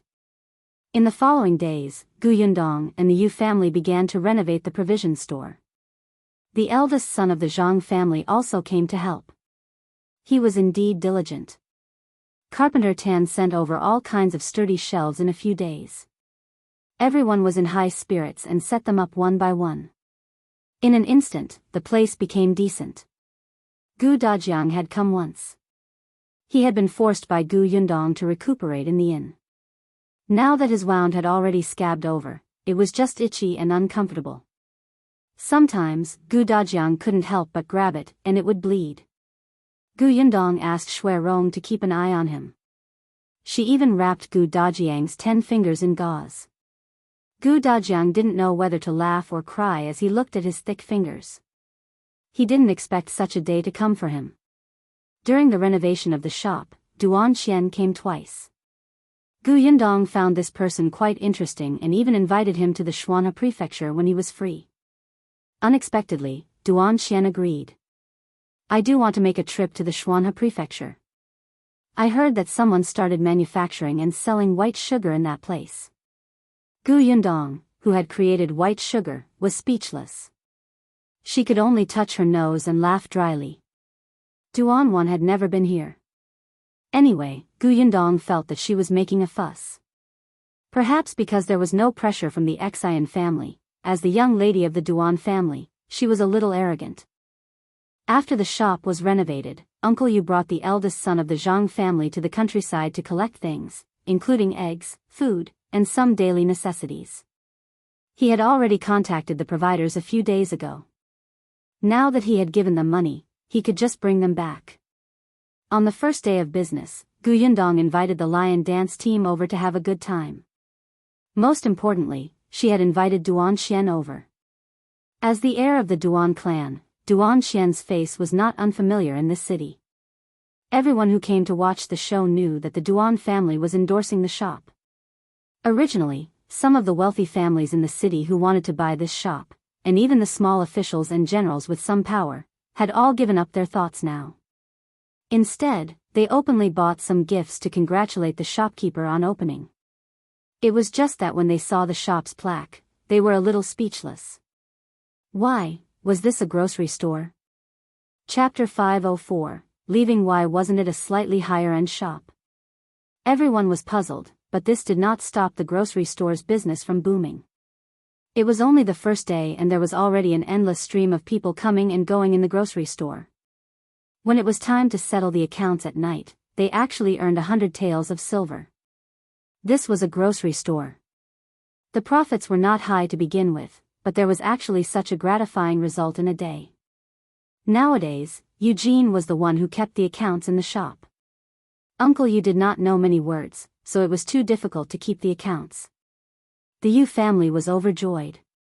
Seeing how excited they were, Yundong simply brought everyone to the restaurant for a meal to celebrate. Of course, it could also be considered as a farewell party. She planned to leave. When the Yu family heard this, their joy decreased by more than half. Uncle Yu frowned even more. You're leaving just like that? Isn't that a little too fast? Has Dajiang recovered from his injuries? Didn't you say last time that he would need to recuperate for half a month? That's right, Gu girl. Why don't you stay for a few more days? This shop has only opened for a day. You have to wait until it stabilizes before going back, right? Sister Gu, I'm a little uncertain now that you're leaving. Even the eldest son of the Zhang family, who had always been very quiet, put down his chopsticks and advised, wait a few more days. Gu Yundong laughed. You're too humble. Although I was in the grocery store today, I didn't speak or help from the beginning to the end. No matter what happened or who you met, you were the ones who were busy. Moreover, you were methodical and clear. I think it's very impressive. You can do it. But, it was too sudden. Perhaps they had been too engrossed in chatting previously and working together to come up with ideas. Unknowingly, so many days had passed. They did not realize that the Gu family was about to leave. In the end, Uncle Yu waved his hand. Forget it. Your home is in the Xuanhe prefecture, and your family is there. Dajiang has been longing to see his wife and children. He has been waiting for so long. If not for the fact that he needs to recuperate, I think he would have rushed back. Especially these few days, he keeps saying that he has recovered. He's extremely anxious. Gu Dajiang felt a little embarrassed by his words, but he really missed them. He had not seen them for more than half a year. He wondered if they had forgotten about him. The meal was a little sad. Before leaving, Gu Yundong told Eugene about his aunt and uncle, as well as his uncle, who were still missing. I've pasted their portraits on the notice board. I'll leave two for you. The address on this is the grocery store. If anyone comes looking for me, send me a letter. Eugene took the portrait carefully. Don't worry, Sister Gu. I'll get my father to ask around when he collects goods. If there's any news, I'll inform you immediately. Thanks a lot. Eugene pursed his lips. We should be the ones thanking you. Sister Gu, take care. I'll keep an eye on this shop and record the accounts. I'll wait for you to come back and review them. Okay. Gu Yundong laughed. After leaving the restaurant, the two sides parted ways. After returning to the inn, the few of them began to organize their things, planning to leave Wanqing Prefecture the next day. Hearing that they were leaving, the waiter of the inn was actually a little reluctant. After all, they had already stayed here for a month and a half, and Miss Gu was a generous person. If he helped her, he would be rewarded with silver. He had already cultivated a deep friendship with her, and he almost thought that they were living in the inn forever. Chapter 505, Yundong, you've changed too much. Now that she was leaving, the waiter really felt lost. He went back and brought some pickled vegetables for Gu Yundong. They were made by his mother. Miss Gu, bring the food along to eat on the way. In the future, you must remember that there is a waiter in Wanqing Prefecture. Gu Yundong was speechless. After thinking for a while, she said, I'll come again. Don't worry, I'll remember you. The waiter immediately became happy. Gu Yundong began to move the things onto the carriage bit by bit. She did not let Gu Dajiang do it, as their journey would definitely be bumpy and difficult. Although Gu Dajiang had recovered, he was different from them. He would probably suffer a lot along the way. For this reason, she specially laid a thick layer of mattress in the carriage. Gu Dajiang looked at the sky. Yundong, the weather is quite hot. Gu Yundong was unmoved. It won't be bumpy with all the mattress. If it's hot, just fan yourself. She didn't look at Gu Dajiang and instructed Shui Rong to put away the pots and bowls. Gu Yundong asked Tong Shuitao to fill a few water bags. Now that she was experienced, she knew how long she could make until nightfall. When the time came, she could take a rest in a town or village she passed. By the time everything was ready, it was already 7 in the morning. The few of them got into the carriage and headed straight for the city gate. Unexpectedly, as soon as she left the inn, she saw Uncle Yu and Uncle Yu standing there with 2 huge bags in their hands. She did not know what they were carrying. Gu Yundong quickly got down from the carriage. "Grandpa Yu, why are you here? If you're going back, of course we have to come and send you off. Don't worry, Eugene and the Zhang family's eldest son are in the shop. It won't be a problem." As he spoke, he handed over the 2 bags. "It's not anything good. It's just some food and necessities. I got up in the morning and baked the flatbread inside. It's not much. It's a token of my appreciation." Gu Yundong touched it through the cloth. How was it not much?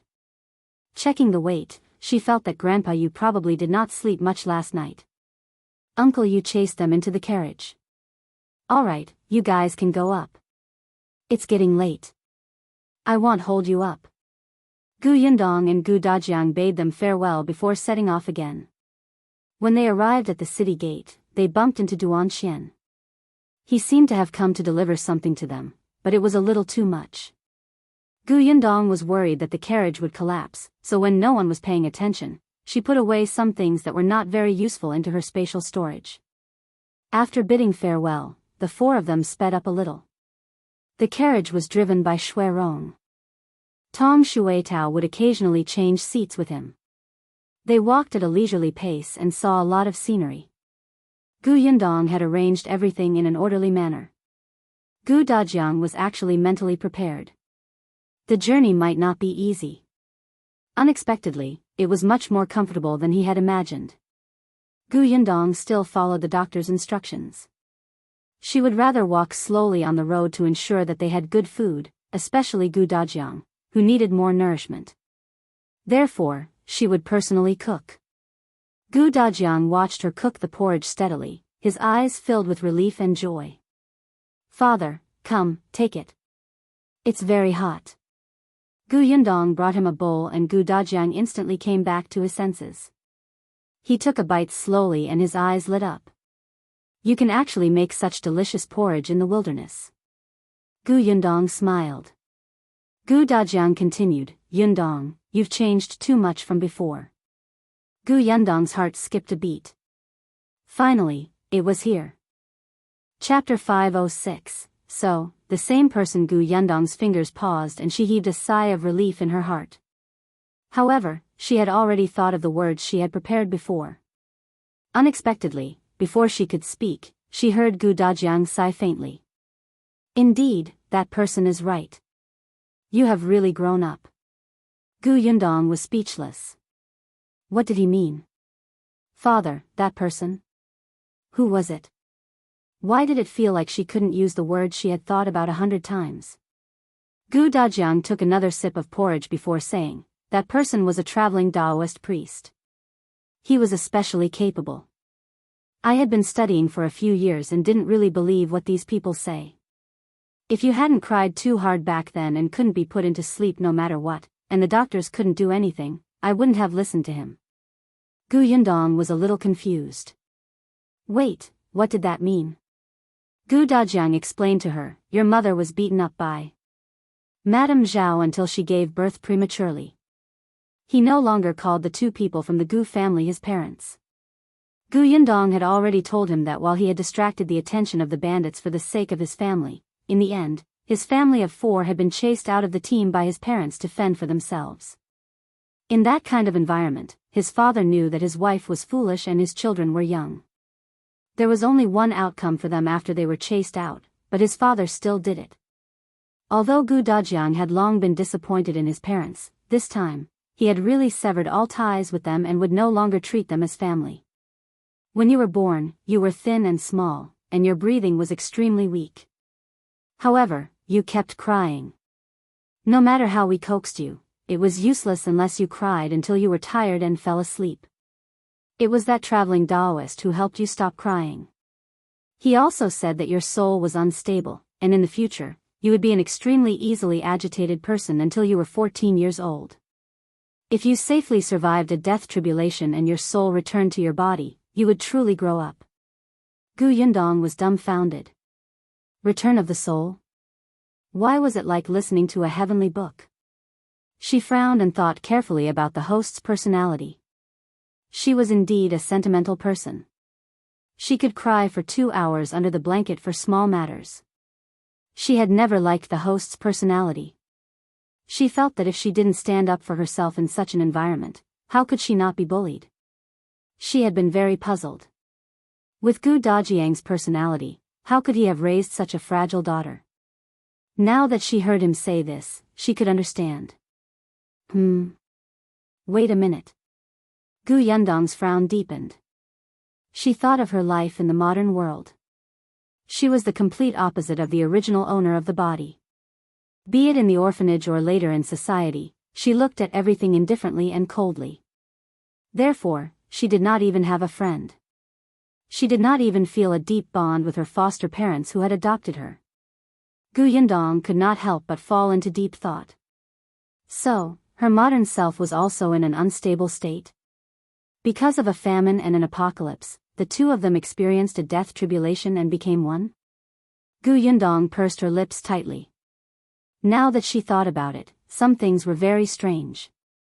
For example, how she was easily moved by her mother and siblings. In just a month, she was able to take care of them, protect them, and feel sorry for them. For example, even though she had never met Gu Dajiang, she could still feel her heart ache and panic when she saw him seriously injured. Was it because they were her family to begin with? That little girl is gone, Yundong, what's wrong? Gu Dajiang saw that she was silent and didn't know what to think. He shook her worriedly. Gu Yundong suddenly came back to her senses.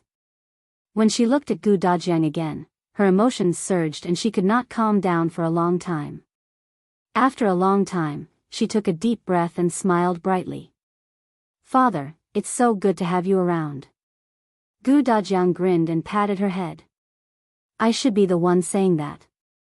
Yundong, I'm very glad that you survived that calamity. You're still here. I'm so happy that I don't know what to say. What Gu Dajiang was most afraid of was that she wouldn't be able to survive the death tribulation at the age of 14. Now that everything was in the past, Yundong would be safe and sound in the future and live a long life. Gu Yundong let him touch his head. Tears welled up in her eyes. It was great. Really, these were her parents and her family. She did not occupy anyone else's body. All of this was hers to begin with. It turned out that she was not alone. Not far away, Shuirong and Tong Shuitao could not help but look at each other when they saw that the two of them were a little sad. They stayed far away and did not ruin it. After eating the porridge, the group set off again. Perhaps because they had finally talked about it, Gu Yundong was not as restrained as before. Their relationship seemed to have taken a step closer. However, seeing that they were getting closer and closer to the Xuanhe prefecture, Gu Yundong could no longer hide the things that she had kept to herself. Gu Dajiang acutely noticed that she had been hesitating for the past few days. Actually, Gu Dajiang had a feeling that Yundong had something to say. She had always told him happy things, but how could everything go according to plan in life? He sighed slightly. If you have something to say it. I'm not someone who can't take things. Gu Yundong looked at him and finally said, when we were chased away by the old Gu family, younger uncle was sent away by them. When younger uncle returned and did not see us, he also left the old Gu family. Until now, his whereabouts are still unknown. The carriage slowly moved forward. Shui Rong was driving the carriage outside, and Tong Shuitao was sitting on the shaft. Only Gu Yundong's soft voice could be heard in the carriage. There's also eldest aunt's family. Eldest aunt and uncle have been separated from Mulan and Yuanji. Cousin Mulan is dead. Gu Dajiang's body trembled slightly. His eyes widened, and his breathing quickened. After a long time, he calmed down slightly, but his voice was slightly hoarse. Then, what about Yuanji? Yuanji was brought back to the Yongning prefecture by Ding Jincheng and sent to the Gu family. The last time I went to the Yongning prefecture to look for you, I saw that he wasn't doing well, so I made a plan to bring him out. He's at our house now, going to school with Yunshu. It's just that I don't know where eldest aunt and the others are. Gu Dajiang clenched his fists tightly and lowered his head. He didn't speak for a long time. Father, I'm fine. Gu Dajiang waved his hand. I'm already mentally prepared. It's fine. How many people had died on the way to escape? He was very clear about it. However, Bien Mulan's death still made him feel heavy-hearted. He seemed to still remember the little girl who hugged his thigh and called him uncle. In the blink of an eye, she had grown up and gotten married. When she saw him, she still obediently called him uncle. She even said that when she gave birth, she would ask him to give the child a nice name and teach the child how to read in the future. However, the child was nowhere to be seen, and even she was gone. His little Cabbage has been taken by a pig? Gu Yundong did not say anything else and let him slowly digest this information. For the rest of the journey, Gu Dajiang was very silent. His depressed mood only gradually improved the next day. The dead had already passed away, and the living had to continue. Although he didn't know where Aunt Gu and Uncle Gu were and how they were doing, Gu Dajiang knew that they were definitely still alive. They would meet eventually. He tried his best to put aside those negative emotions. At the thought that he was about to see his wife and children, his mood finally improved. But when he saw that Gu Yundong looked like she had something to say, Gu Dajiang one's eyebrows could not help but twitch. What other bad news do you have for me? There shouldn't be any left, right? He was only concerned about his eldest sister and younger brother now. His own family was all around him. Yundong had already told him what was going on. Gu Yundong thought for a moment. Actually, it's not bad news. Then tell me. Well, actually, before I found father, I was engaged. What? Gu Dajiang suddenly jumped up and hit his head on the carriage roof. With a bang, Gu Dajiang grimaced and covered his head. He glared at Gu Yundong angrily. Say that again. What did you do? Gu Yundong quickly helped him up. She was afraid that if he moved too abruptly, his head would not be the only thing injured. However, when she met Gu Dajiang's widened eyes, she could only say softly again, I'm engaged. Why did it sound like a question? Could it be that if he said no, she would immediately deny it? Why are you engaged? How old are you? Do you know what kind of person the other party is?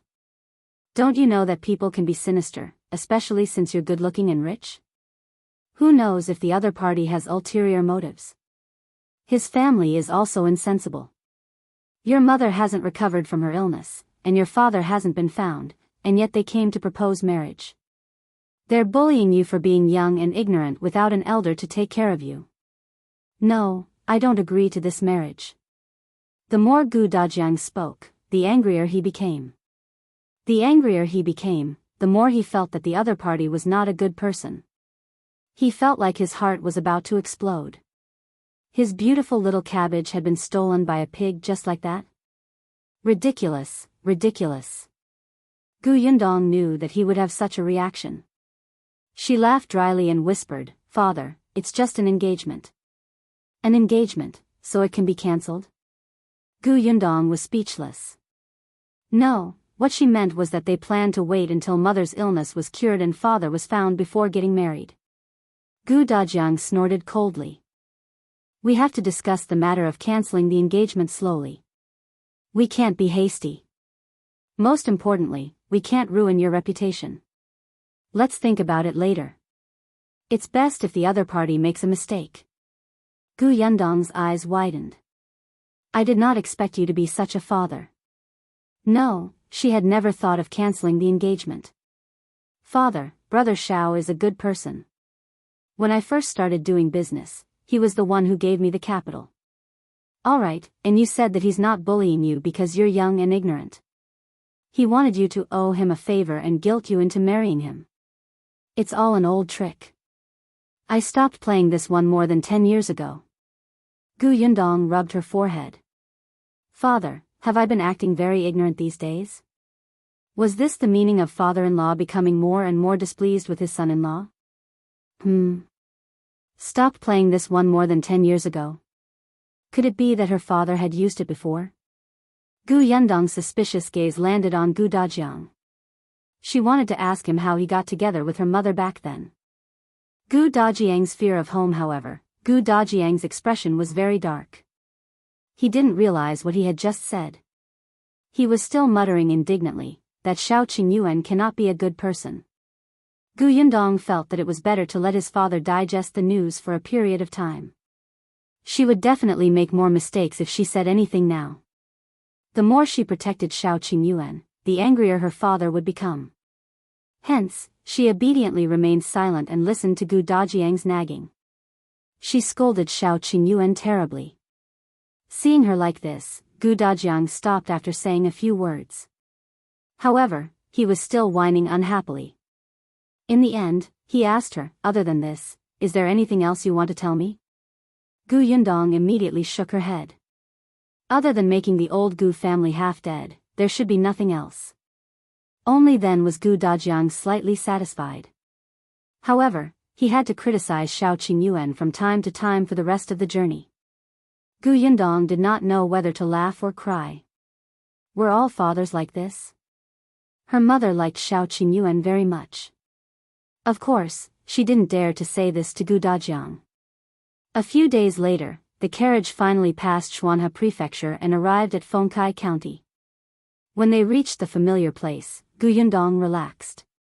She went to look at Gu Dajiang, but he was very silent and looked a little uneasy. Father, are you feeling unwell? No. Gu Dajiang coughed lightly and hurriedly shook his head. He was just a little nervous. Yes, nervous. After entering the county city, Gu Dajiang asked Gu Yundong for a bronze mirror. She had placed it in the carriage. The first time Gu Dajiang saw it, he thought that his Yundong had grown up and knew the importance of beauty. He did not expect to use it now. Holding the mirror, Gu Dajiang looked at himself carefully and asked his daughter, "Look at Dad. Does my complexion look bad? Am I very haggard with dark circles under my eyes? Or do I look old? What if your mother can't recognize me? Father, why do you make it sound like you're going on a blind date?" She looked at Gu Dajiang seriously and nodded seriously. No, father is very handsome. You're like a handsome young master. Mother will definitely recognize you at first glance. Yeah, right? Gu Yundong nodded vigorously. Gu Dajiang took a closer look before returning the bronze mirror worriedly. Gu Yundong comforted him and diverted his attention. Father, relax. Do you want to take a look at the county? Well, come often in the future. Would you like to familiarize yourself with it first? Gu Dajiang felt that it made sense. He lifted the curtain and looked outside. He even reminded Xuerong, who was riding, slow down and take a look at the county city. Don't go to the wrong place in the future. Gu Yundong was speechless. Only Tong Shuetao was excited. As if she had returned to her territory, she excitedly introduced the scenery by the roadside to them. Gradually, the carriage approached Gus. Seeing the huge plaque at the door, Tong Shuetao couldn't help but raise her voice. She said proudly, "This is our shop. Look, it's Gus. Our shop." Gu Dajiang's eyes widened as he hurriedly shouted at Xuerong, "Stop the carriage." I'll go take a look first. Shui Rong suddenly pulled the reins. Gu Dajiang lifted the curtain of the carriage door and got out without a word. Gu Yundong rubbed her forehead. Was her father afraid of meeting his family after such a long time of departure? Shaking her head, she could only follow him out of the carriage. However, as she approached Gus, she suddenly stopped in her tracks. Gu Dajiang checking the account book. Gu Yundong squinted at the shop next door. When did a pharmacy appear here? Wasn't it a snack store in the past? She couldn't help but take a few more glances. Gu Dajiang had already strode into Gus. Zhuangzi was diligently wiping the table. He did not even care about the sweat on his forehead. The boss had said that the most important thing in the food business was to be clean and tidy. If he worked hard and strove to achieve good results, he might be able to become a shopkeeper and reach the peak of his life. Gu Dajiang's footsteps sounded as he entered. Zhuangzi suddenly turned around and immediately welcomed him. Sir, what do you want to buy? We have the most high-end white sugar in our shop. It's exclusive in the entire Fengkai County. There's also canned dried fruit and jam. Look, they're not expensive. Everyone who has eaten them says that they're delicious. Zhuangzi saw that the stranger was unfamiliar and looked around the shop curiously when he entered. He knew that this was his first time here. He immediately introduced everything to him excitedly, hoping that the man could make a big deal for him. After all, the other party looked quite rich, right?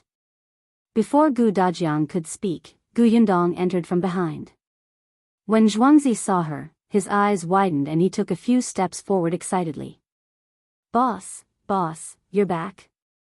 As he spoke, he hurriedly shouted behind him, Shopkeeper, our boss is back.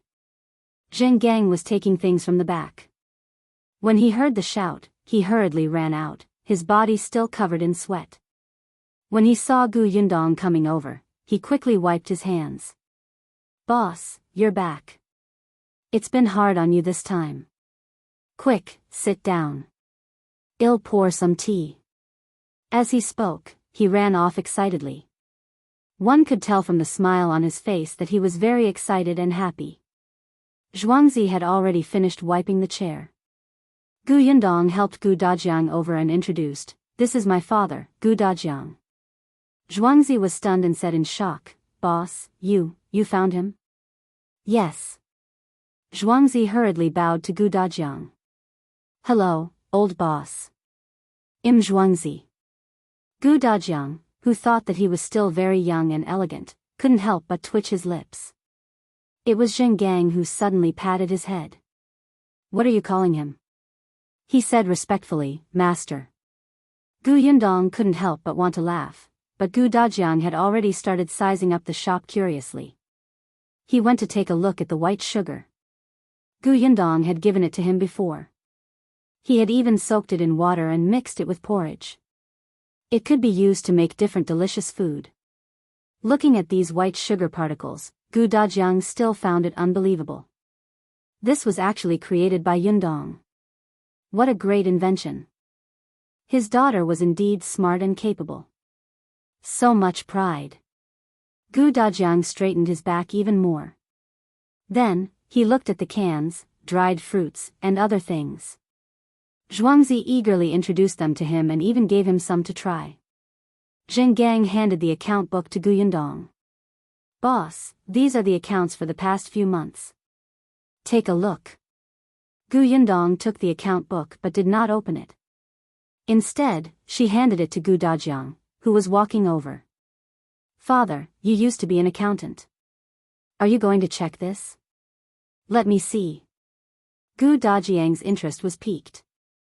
It had been a long time since he had touched an account book. Holding his own account book now felt like a dream. Zhuangzi brought him a chair. Gu Dajiang sat down and flipped it over.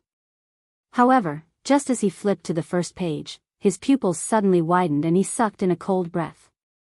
The medicine shop next door, he could not help but rub his eyes and read it again. It didn't change. Did that mean he wasn't mistaken? But Gu Dajiang looked up at Gu Yundong in a daze. Gu Yundong looked puzzled. Her gaze fell on the account book. Father, is there a problem? Zhang, who was at the side, could not help but feel nervous. Was there a problem with the account book? There couldn't be. He had personally taken care of this account. Every payment was clearly recorded, and the goods purchased and sold were also clearly recorded. Before closing the shop every night, he would check again very carefully. Dajiang pointed at the number on the account book. This shop earned 900 taels on the first day of opening? That's right. Dajiang felt lightheaded. Was he too inexperienced? A small shop in a small county town. It actually made a net profit of 900 taels a day? Or could it be that the disparity of wealth between Fengkai County and Jiangyu County was really so great that he thought that he had been a fake accountant a few years ago? Yundong finally understood what he meant. She could not help but laugh. Father, this is the first day. You know that on the first day, people are greedy for fresh food. They have to come in to take a look at the new shop and then follow the trend to buy something. There won't be much after that. Dajiang heaved a sigh of relief. That was right. However, 900 taels on the first day was still ridiculous. Dajiang took a sip of water to calm himself down and continued flipping to the second page. 600 taels. On the third page, 500 taels. On the fourth page, 500 taels. The fifth page. Don't think that he couldn't tell. It had earned less later on, but that was because it had imported less goods. Dajiang raised his head and looked at Yundong. He felt that his grown-up daughter was probably a blow dealer. Was this the small business she was talking about? Could it be that the big business in her heart would earn tens of thousands of taels a day? Poverty had limited his imagination. Dajiang was a little numb. Towards the end, perhaps because there was less and less white sugar, the price finally dropped a lot and became a little more normal. However, new canned food was added later on, and the price began to rise again. Seeing that her father was reading the account book seriously, Dajiang took the time to ask Zhuangzi, why did the shop next door become a pharmacy? Zhuangzi was stunned and immediately smiled mysteriously. Boss, that's not an ordinary pharmacy. That's Brother Xiao's new pharmacy. Yundong's eyes widened. Xiao Qingyuan's shop. Yes, it was opened about half a month ago. Yundong's interest was piqued. I'll go over and take a look. Previously, she had heard him say that he wanted to do a medicinal herb business. She did not expect him to move so quickly. He had already opened a shop in the county city, and it was next to her Gus. Yundong was still a little happy. She turned around and walked towards the shop next door. Unexpectedly, Dajiang's sharp ears had already vaguely heard the word Shaok Jinjian. He immediately closed the account book and followed behind. Xiao Qingyuan's shop was smaller than her Gus. Perhaps it had just opened, so there were not many medicinal herbs. There was a shop assistant in the shop who looked to be about the same age as Zhuangzi. At this moment, he was pounding medicine with a pestle. Behind the counter was an old doctor. When Yundong entered, the shop assistant immediately put down his work and came up to her. Miss, what medicine do you want to buy? Do you have a prescription? I don't have the prescription. I want to ask, do you have this medicine here? Everything you say is right. Yundong took out a small porcelain bottle. It was the bottle of medicine that Xiao Qingyuan had given her to treat internal injuries. The shop assistant took a closer look and immediately nodded. Yes, yes, yes. Only our pharmacy has this medicine. Miss, this bottle must have been sold by our shop. How much do you want? I'll get it for you now. Give me a bottle. Other than this, Yundong also asked for a few herbs for Dajiang. Before leaving, Dr. Yu prescribed medicine for them so that Dajiang could better recuperate. Now, he had almost used it up. She wanted to buy some more. These medicines were more common and could be found in ordinary shops. As expected, the shop assistant had prepared everything for her. After wrapping it, he handed it over. Miss, it's a total of 10 taels of silver. Yundong reached out to take the silver, but before she could hand it over, she was stopped. She turned around and met Gu Dajiang's angry expression. 10 taels of silver? What a scam. It's only a few medicinal herbs, but he charged you so much. Previously, physician Yu from the prefectural city also prescribed these medicines, but I didn't see them being so expensive. I knew that he isn't a good person. I can tell from the way he charges money. He's a black-hearted person. Gu Yundong was speechless. Father, you're still angry. However, when the shop assistant heard this, he immediately explained, Sir, that's not the case. Those herbs are indeed ordinary herbs and are not expensive. However, this bottle of medicine for internal injuries is not an ordinary medicine. It was personally developed by our boss. In the entire Fengkai County and even the Xuanhe Prefecture, only we have it. Moreover, this medicine is effective, so the price is naturally higher. Gu Dajiang glared at Gu Yundong and said, Look, he even developed it himself. He's not a doctor. Isn't he messing around? This is extremely irresponsible. He'll definitely cause trouble and implicate you in the future. Gu Yundong said softly, Father, this was the medicine that cured your internal injuries back then. Gu Dajiang choked and was speechless. However, he still did not give up. He held her hand and started to talk about something else. Look at this shop. Why does it have to be beside Gus? It must be because Gus' business is good. He is deliberately trying to attract customers. Also, this shop hasn't been cleaned up. One look and I can tell that the counter is covered in dirt. He touched it. It was clean and spotless. Gu Dajiang was speechless. He pointed at the cabinet. And these medicines. They're too few. What if a guest comes to prescribe medicine and it's unavailable? Wouldn't that be wasting the patient's time? By the way, it doesn't smell good either. I think I even smell something foul. The shop assistant couldn't take it anymore. This guy was clearly here to cause trouble. He looked around and saw the big broom beside him. He went over to pick it up. Unexpectedly, a pair of hands blocked him. The shop assistant raised his head and looked at the person in surprise. Zhuangzi? Why are you stopping me? You didn't even hear what he said. Zhuangzi whispered into his ear, Don't be silly. That's our boss, and that's her father. Your boss? Your boss can spout nonsense? The waiter stopped mid-sentence and widened his eyes slightly. You mean, your boss? Isn't she our boss' fiancé? That's right. So you know why my boss father said that, right? The shop assistant was enlightened. So, is the father-in-law being picky? You must understand. All fathers are like this, especially when our boss is so outstanding. The shop assistant nodded and immediately put down the broom.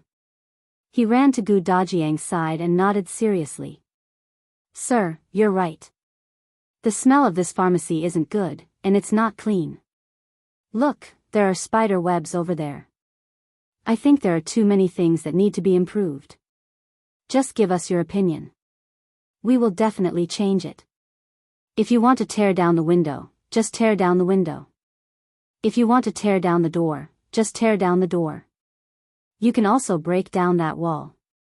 We can find someone to work on it this afternoon. Gu Dajiang, no, which side are you on? This was his future son-in-law's shop, and how could he dare to tear down the windows and walls? Should come to the door. Gu Yundong almost died of laughter. Where did Xiao Qingyuan find such a genius? Her father was choked, but he still had a look on his face that said, I'm very serious. As long as you give the order, I promise to go through fire and water. Gu Dajiang wanted to scold him, but he was indeed the one nitpicking just now. It didn't make sense. He glared at the shop assistant. Let's go home. Sir, take care. This staircase is high. Come, I'll support you. You're welcome to raise your opinion next time. Well, definitely change what you said. We're very sincere. The waiter cleverly went forward to support Gu Dajiang. After walking Gu Dajiang to the carriage, he still had a smile on his face and did not look forced at all. Gu Yundong tried her best to hold back her laughter. Before getting into the carriage, she glanced at him. What's your name? The shop assistant's eyes lit up, and his body trembled in excitement. Io, the lady boss had valued him. He quickly replied, my name is Zhang Bao. You are good, Gu Yundong said as she got into the carriage. The smile on Zhang Bao's face was almost overflowing. He happily watched the carriage ride further and further away before turning his head happily. Unexpectedly, when she turned around, she met Zhuangzi's resentful gaze, as if he had done something heinous. After thinking hard, Zhang Bao felt that other than the fact that his flattery was a little loud, everything was normal. Zhuangzi felt that his path to becoming a shopkeeper was even more difficult. If he had known earlier, he wouldn't have reminded him just now. He would have just let him offend the boss and the old master. Zhuangzi thought darkly, then strode back to his shop. Gu Yundong finally stopped laughing, but when she turned around, she heard Gu Dajiang mutter, that Xiao Qingyuan has good taste.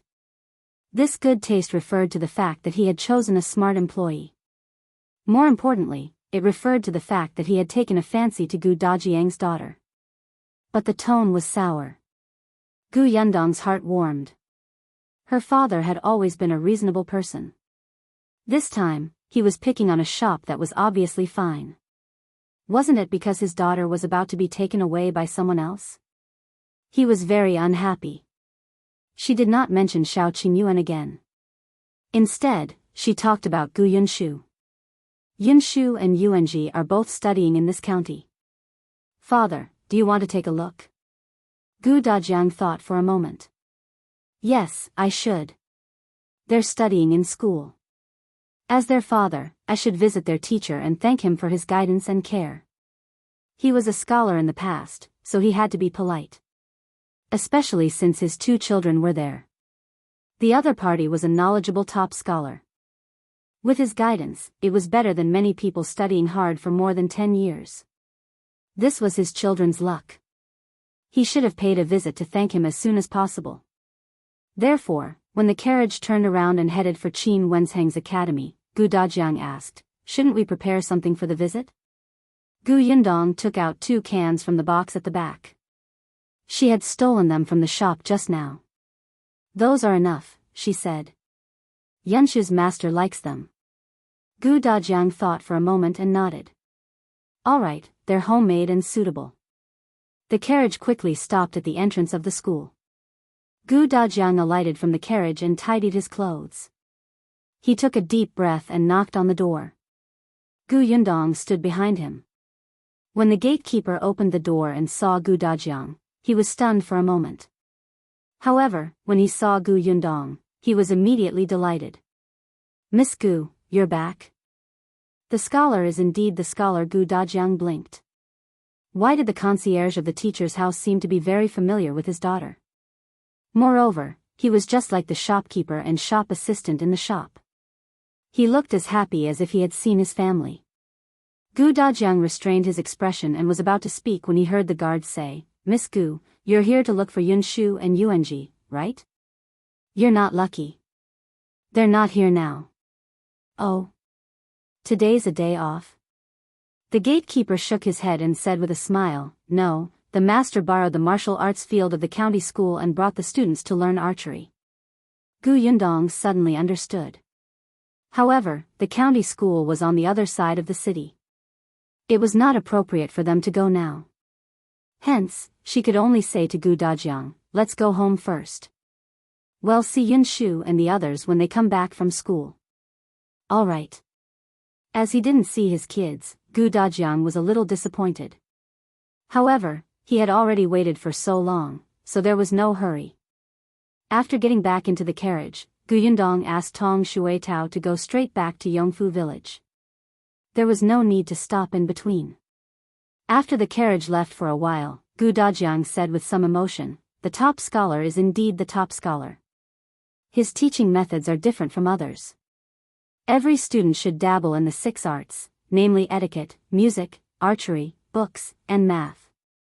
However, ordinary private schools only teach students the knowledge in books. As long as they use it to deal with the imperial examinations, they will treat the other subjects as playthings. They don't know that this is pedantic and inflexible, narrowing the students' horizons. The top scholar has nurtured them in all aspects since Yunshu and the others were young children. It's really admirable. Gu Yundong widened his eyes. Father, wake up. You can't become Qin Wenzhang's fanboy. Wouldn't she be shorter when she saw him in the future? She quickly interrupted. Father, this means that I have keen eyes. Back then, I brought Yunshu to several schools and met a few teachers before choosing this place. As expected, Gu Dajiang turned his gaze to her. Yes, Yundong's contribution is the greatest. Actually, in the beginning, this top scholar didn't plan to accept Yunshu. I thought of many ways to convince him. It was quite difficult. This person isn't easy to talk to at all. Is that so? Gu Dajiang frowned. Yundong, you've worked too hard. Leave such matters to me in the future. Of course. She nodded solemnly. The father and daughter talked as they walked towards Yongfu village. Tong Shuitao, who was outside the carriage, heard this and the corners of her mouth twitched. Miss, aren't you afraid of being exposed? Mr. Qin is too easy to talk to in front of you. Otherwise, why would he accept the two young masters? He did his best. With that thought in mind, the carriage finally drove into Yongfu village. It was no longer rare for carriages to enter Yongfu village, but everyone was familiar with Gu Yundong's, especially with Tong Shuitao, whom they had not seen for a long time, in the front. Someone immediately asked loudly, "Is it the Gu family's Yundong?" "Yundong, you're back?" Gu Yundong lifted the curtain and looked in the direction of the voice. It was someone from the village. It seemed that her husband was working in Gu Yundong's workshop. She nodded at the person. "Hello, Auntie." "Oh my, is Master Gu really back? It must have been hard on you. The weather is very hot. Do you want some water? I'll get some for you." Gu Yundong smiled and waved her hand. "No need. I'm going home now." "Oh, yes, yes, yes. You just came back. Your mother must miss you. Go back quickly." Gu Yundong bade her farewell and lowered the curtain. She turned around and saw Gu Dajiang taking a deep breath. "Father, we are home, father, are you still nervous?" Gu Dajiang gripped the carriage door frame tightly and shook his head. "I'm not nervous. I'm just happy." "Yes, happy." Gu Yundong did not say anything. The carriage soon arrived at the foot of the mountain. Gu Yundong was the first to get out. After waiting for a moment, Gu Dajiang slowly got out of the carriage. Looking at the green brick house in front of him, he was stunned for a moment. However, he was already dumbfounded by the amount of money in the account book he had seen in the shop. Now that he looked at the house, he was only surprised for a moment before he felt that it was normal. On the other hand, the people in the house filled him with an urgent and hesitant ambivalence. Tong Shuitao had already run into the courtyard. Without even taking a look at Father Tong, she shouted, "Miss is back, Miss is back." Gu Yundong turned his head. "Father, we're home." "Home." Gu Dajiang's fingers trembled. He hummed heavily and strode in. The two of them walked to the courtyard. The people from the Gu family had already come out. When Gu Dajiang looked up, he saw a familiar figure running over. His breathing suddenly quickened, and a smile instantly appeared on his face. Niang. The figure flashed past him and ran behind him, hugging Gu Yundong who was standing behind him. Gu Dajiang's smile froze. Soon, he saw another small figure run over. She also walked past him and reached out to hug Gu Yundong's thigh. Madame Yang said pitifully, Dong Dong, Dong Dong, you're finally back. I missed you so much. Without you around, I couldn't sleep or eat well. I want to eat fried chicken drumsticks. Big sis, I missed you too. I missed you so much that my heart broke. Gu Yundong was almost amused by the two of them. Why was it so funny when they said they missed her? Where did they learn the phrases? Heartbroken? She patted Madame Yang's back and rubbed Gu Yunk's head. She turned around and saw Gu Dajiang looking at the mother and daughter greedily. She knew that he was excited. Unfortunately, Madame Yang and Gu Yunke did not notice him. On the other hand, the others who followed out of the courtyard looked at Gu Dajiang in confusion. Aunt Ku was probably the first person to guess his identity. Gu Dajiang was quite handsome and had been eating well recently. Now, he looked a few years younger. The three siblings of the Gu family had inherited their parents' good looks. Perhaps because they were both males, Gu Yunshu looked the most similar to Gu Dajiang. Looking at the nose and mouth that looked exactly like Gu Yunshu's, Aunt Ku more or less knew who this person was. She really did not expect Gu Yundong to find her father without any warning. It was a pleasant surprise. Gu Yundong finally soothed Madame Yang and Yunke. She patted Madame Yang's back and pushed her shoulder to turn her around. She smiled and pointed at Gu Dajiang. "Mother, look who's here." Madame Yang blinked and was stunned. Her gaze slowly fixed on Gu Dajiang's face. Gu Yunke also widened her eyes curiously and looked at him. Gu Dajiang stood there motionless as the mother and daughter sized him up. His palms were already sweating slightly. Madame Yang's eyes and her mouth widened. "I'm sorry, Lu Niang." A moment later, she suddenly screamed. Then, she suddenly ran to Gu Dajiang and hugged him as if she was hugging Gu Yundong. She did not realize that there was anything wrong with hugging her husband in public. However, the completely awake Gu Dajiang, who had studied and knew etiquette very well, also didn't care at all. He hugged his wife tightly. Unlike the joy she felt when she hugged Gu Yundong just now, Madame Yang could not help but cry. "Dajiang, it's Dajiang, Dajiang," Gu Dajiang's voice choked. "It's me, Lu Niang. I'm sorry for making you wait so long.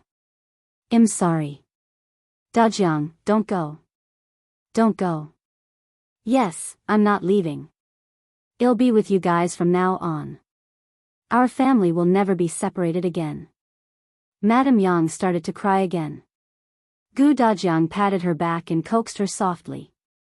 He smiled patiently with a doting gaze. The people around them were dumbfounded and sighed in their hearts. It turned out that this was the old master that Madame, Miss, and young master had been looking for. No wonder they kept saying that old master was a very gentle person. Aunt Ku heaved a sigh of relief. In fact, she had wondered if this Gu Dajiang, whom she had never seen, had long forgotten about his wife and children and remarried and had children elsewhere. After all, Madame Yang's situation was special. At this age, very few people would be willing to cherish a wife who knew nothing like a child. Moreover, after the disaster, who knew if they were still alive? It was normal for a man like him, who was educated and capable, to get married and have children. She had never said these words to Gu Yundong. At that time, she had thought that it would be difficult to find Gu Dajiang in this world, so she would let them keep this wish in their hearts. She did not expect to see him now and realized that she had been too narrow-minded. Aunt Ku heaved a sigh of relief. Finally, she was no longer worried. She gave Shinsidian and the others a look and left the space for the family to reunite. They went to the kitchen to prepare delicious food to welcome them. Tong Shuitao did her best to introduce Shui Rong, who was also unfamiliar with the place, and even helped him tidy up a room. Madame Yang finally stopped crying, but she still refused to let go of Gu Dajiang. She held his hand tightly, as if she was afraid that he would disappear again. Gu Yundong laughed and shook her head. Then she looked at Gu Yunke, who was still standing by his leg and looking at them curiously. She squatted down and said softly, "Kiki, haven't you always been curious about what Daddy looks like?" "This is Daddy." The little girl was confused. She actually had no impression of Gu Dajiang at all. It was only because her brother often mentioned her father to her that she knew of his existence. Her heart was filled with yearning and anticipation. However, now that she had really seen him, she did not dare to go forward. Gu Dajiang also squatted down and looked into the little girl's eyes. "Kiki, Dad. Would you like to come over and let Dad hug you?"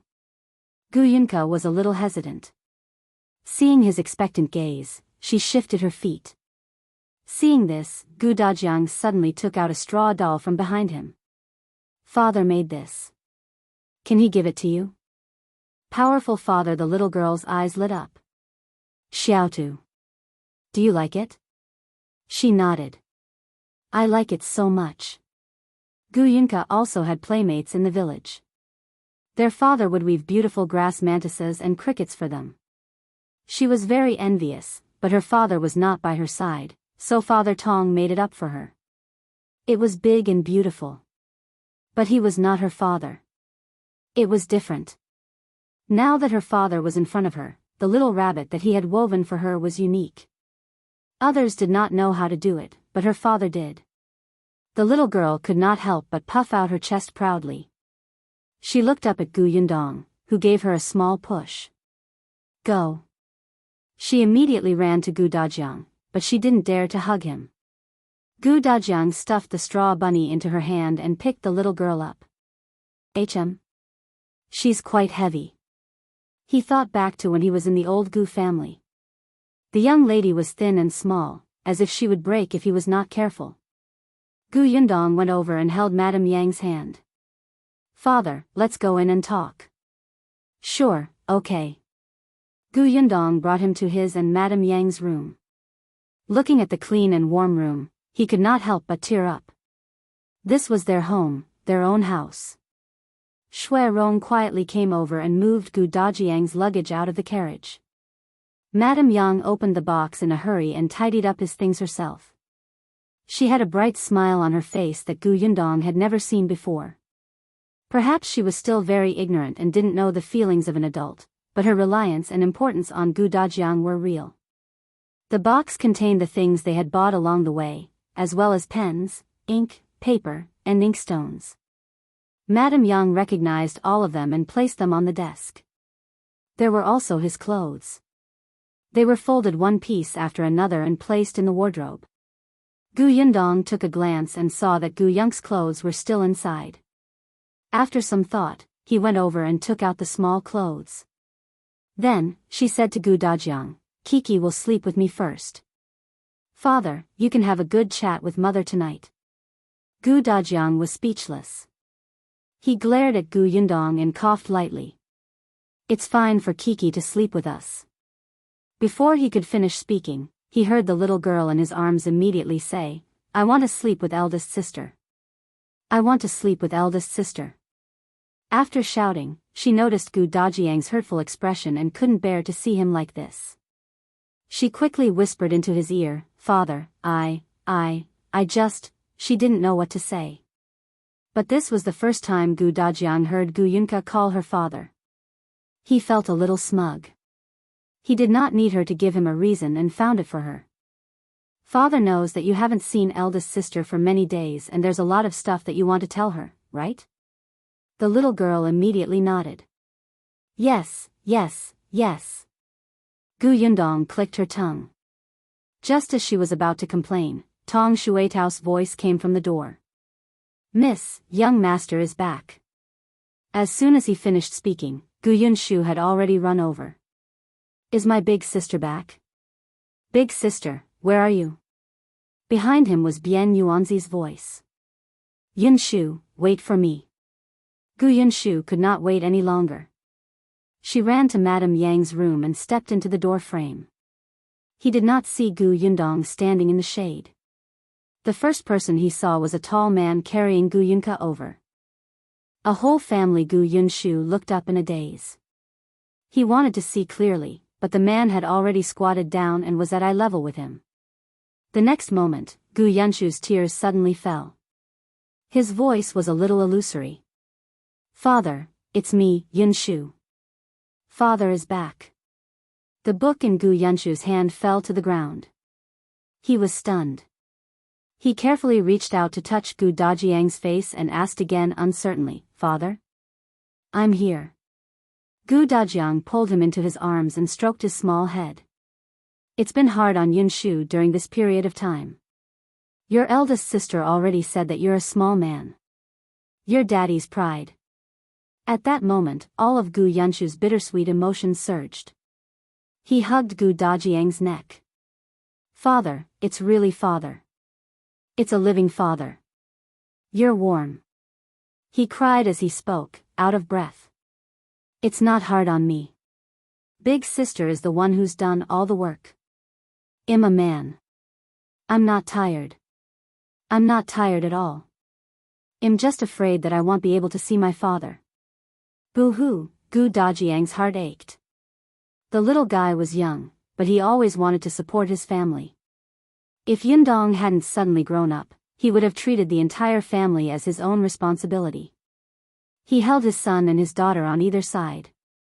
Seeing that his son could not stop crying and his daughter was about to cry, he quickly reached out and patted Gu Yunshu's shoulder. Don't cry anymore.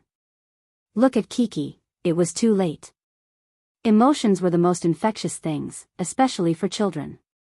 Seeing her beloved brother cry so aggrievedly, the little girl could not help but cry. Gu Dajiang was helpless. He might as well let them vent as much as they wanted. He only hugged the two children tightly, as if they were his most precious treasures. When he looked up, she happened to see Bian Yuanji standing not far away, wiping his eyes in a daze. His eyes were filled with envy and joy. He suddenly thought of Bian Mulan and his heart ached. He smiled at Bian Yuanji and said, "You don't remember me anymore.